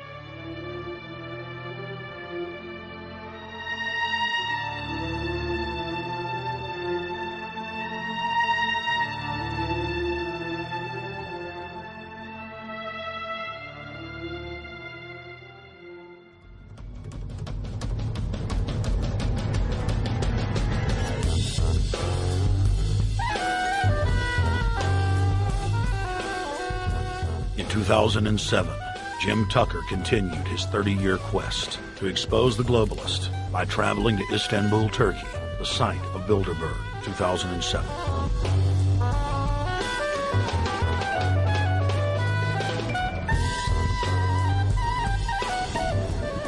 Jim Tucker, thank you for coming on, my friend. It's always fun. Jim, tell us what you saw today when you were out at the Ritz Hotel. We were at the Ritz-Carlton. It looked like a typical Bilderberg scenario. They had the armed guards all around the place. They had platoons of cops in formation waiting for the disbursement. They also had cops all the way around the building, and they had all those high-tech things where every member can hear whatever's spoken in any language, instantly translate into his own language so they can keep up with it.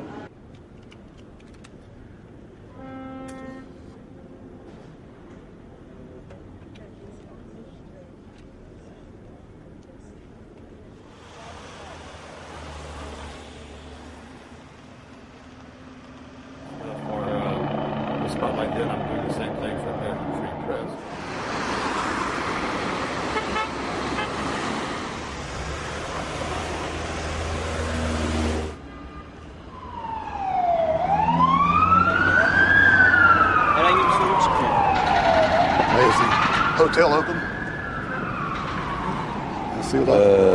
Çünkü İngilizce bilen var mı? Ben bilmediğim için. Let's just ask him directly.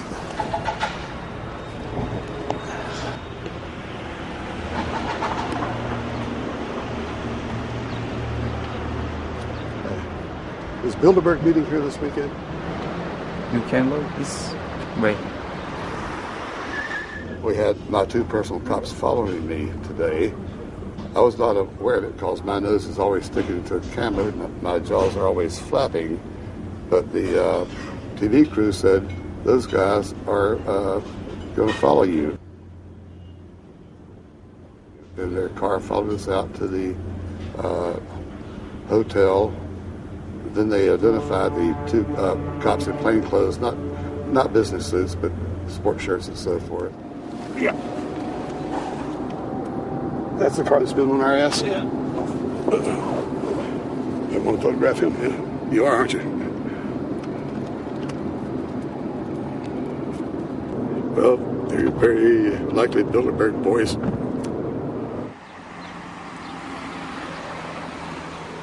John Elkin, owner of Fiat and a fellow Bilderberger, thought that they could take a stroll off the grounds without being noticed by the commoners.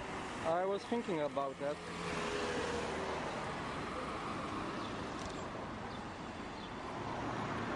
This Bilderberg attendee sneered at our camera.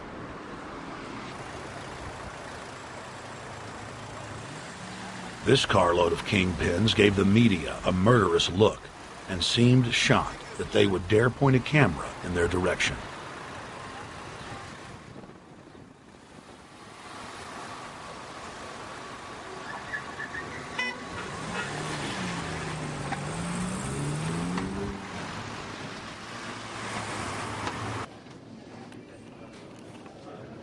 In 2007, the Bilderberg Group received the heaviest global coverage in its history.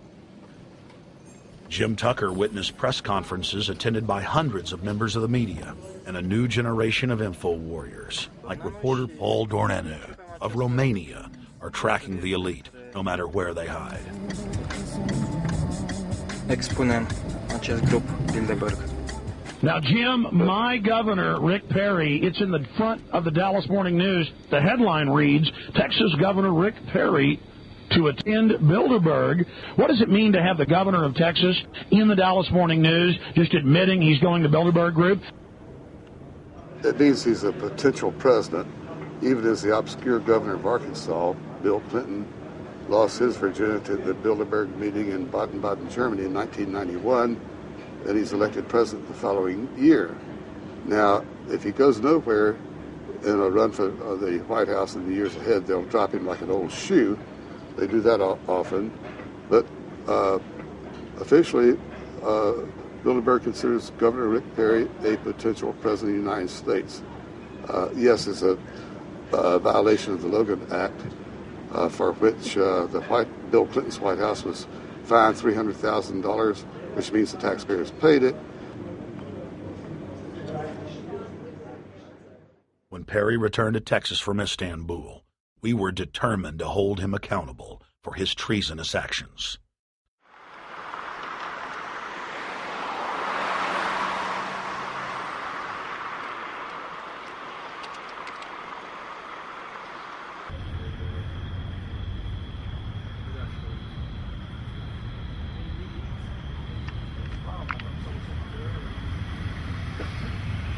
We don't want our roads, our water, our power plants, our entire infrastructure turned over to the New World Order.